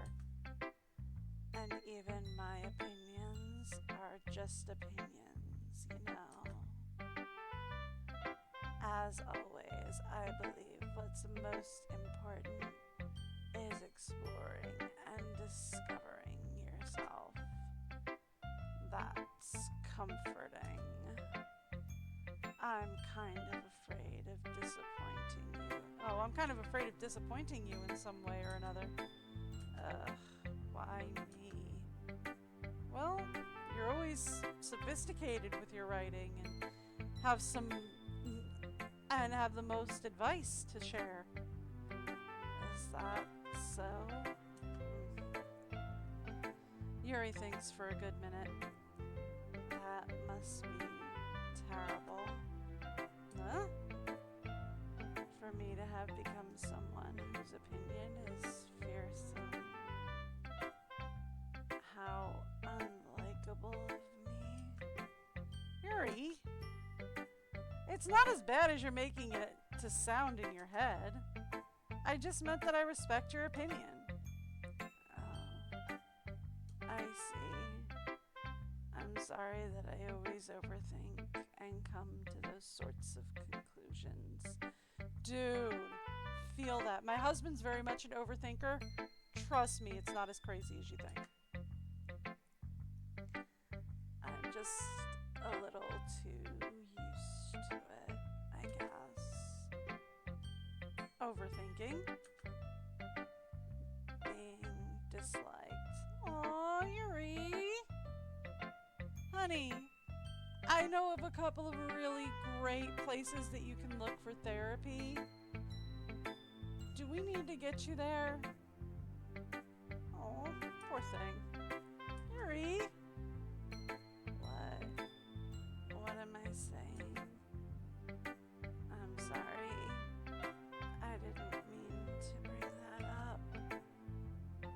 just move on, okay? I'll unpack it with my therapist later. Alright, as long as you'll unpack it with your therapist, we'll be fine. Do you want to share your poem now? Okay. Here. I moved millions of years in the making, where the womb of the earth chaotically meets the surface, under a clear blue sky, an expanse of bliss, but beneath gray rolling clouds, an endless enigma, the easiest world to get lost in is where everything can be found. One can only build a sandcastle where the sand is wet, but where the sand is wet, the tide comes. Will it gently lick at your foundations until you give in? Or will a sudden wave send you crashing down in the blink of an eye? Either way, the outcome is the same, yet we still build sand castles. I stand where the foam wraps around my ankles, where my toes squish into the sand. The salty air is therapeutic. The breeze is gentle yet powerful. I sink my toes into the ultimate boundary line, tempted by the foaming tendrils. Turn back and I abandon my peace to wade at the shore, drift forward and enter the earth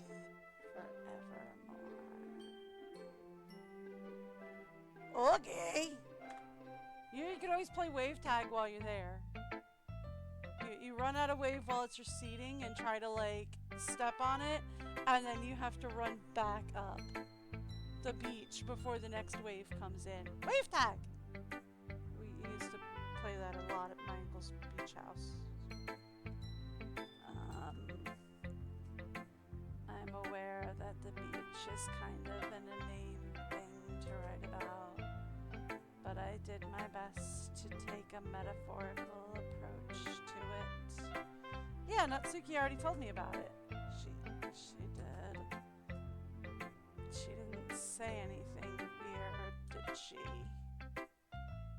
She just wanted us to write about the same topic again. Well, I mean, she said you did, but okay, whatever. I'm not gonna nitpick you ladies. I suppose to better compare the difference in our writing styles or thought processes. Anyway, it was her idea. Knowing her, it's no surprise that she'd want to do something like that. She probably just wants to show off. It's not like I have a particular interest in her writing style. I just went with her request. But, well, I suppose it's not so bad to write about something simple on occasion. It can be refreshing, you know? It's good for me to calm my thoughts, like, once in a while. Yeah, I think I agree. Thanks for sharing. Well, obviously we're going to show our poem to Monica next. Hey, Nope. Have you thought about what you want to submit for the performance at the festival? Well, being in this club is one thing, but performing in front of a bunch of people, I'll have to give it some more thought. Okay, no pressure. But whatever you do, I'm sure it'll turn out great. Would also make me happy to see. Anyway, let's take a look at today's poem. let Monica take the poem I'm holding in my hands. It's kind of funny. How so? No, not the poem, dear. I meant it's funny how your poems and Sayora's poems have been getting more and more similar each and every day. I'm surprised you're so in sync with her. Then again, you've been spending a lot of time together lately, haven't you? I guess you could say that. Although we kind of grew up as best friends, I haven't been seeing her as much this past year. But since I joined the club, we've been spending a lot of time together again, and I see. But that reminds me about how Sayori's been a little, off today, shall we say? Yeah, did she tell you something? Well, nope, you haven't been flirting with her, have you? What? Of course not. I've been treating her like I always do. Alright. I was just making sure. I know how much you care about her. It would be terrible if something bad happened to her, so keep an eye on her. Sayori's been acting so much happier ever since you joined the club. What could have happened all of a sudden? Don't know. Well, never mind. Either way, dear. This really isn't the time to be talking about this. Anyway, I'll share my poem with you right now, alright? Yeah, sure. The Lady Who Knows Everything. An old tale tells of a woman who wanders the earth. The lady who knows everything. A beautiful lady who's found every answer, all meaning, all purpose, and all that was ever sought. And here I am, a feather, lost adrift in the sky, victim of the currents of the wind. Day after day I search with hope, knowing legends don't exist. But when all else has failed me, when all others have turned away, the legend is all that remains. The last dim star glistening in the twilight sky, until one day the wind ceases to blow. I fall, and I fall, and fall evermore, gentle as a feather, a dry quill expressionless.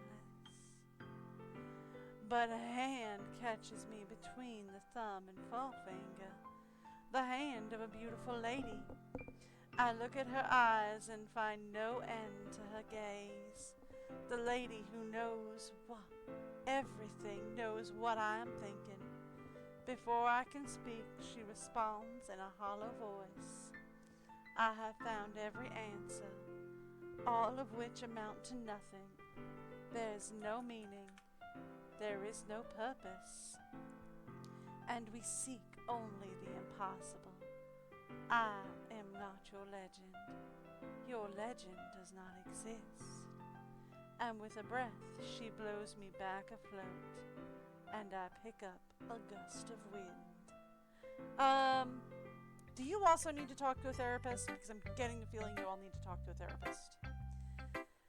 You know, I feel like learning and looking for answers are the sorts of things that give life meaning. But we will have to find out more of that tomorrow, because I've got other stuff I gotta do today. So I will be back tomorrow. I am live every Wednesday to Sunday, somewhere around 10 a.m. Eastern or New York time, whichever's easiest for you to Google, to 2 p.m. We will finish Doki Doki Literature Club, and then depending on how much time is left, we'll do Killer Frequency before starting a run of Nancy Drews for November. So I will see you all tomorrow, hopefully, for more Doki Doki. And it will get very interesting very quick. Let's just say that. until then, I hope you guys had a great day, and I will see you later. Bye, everyone.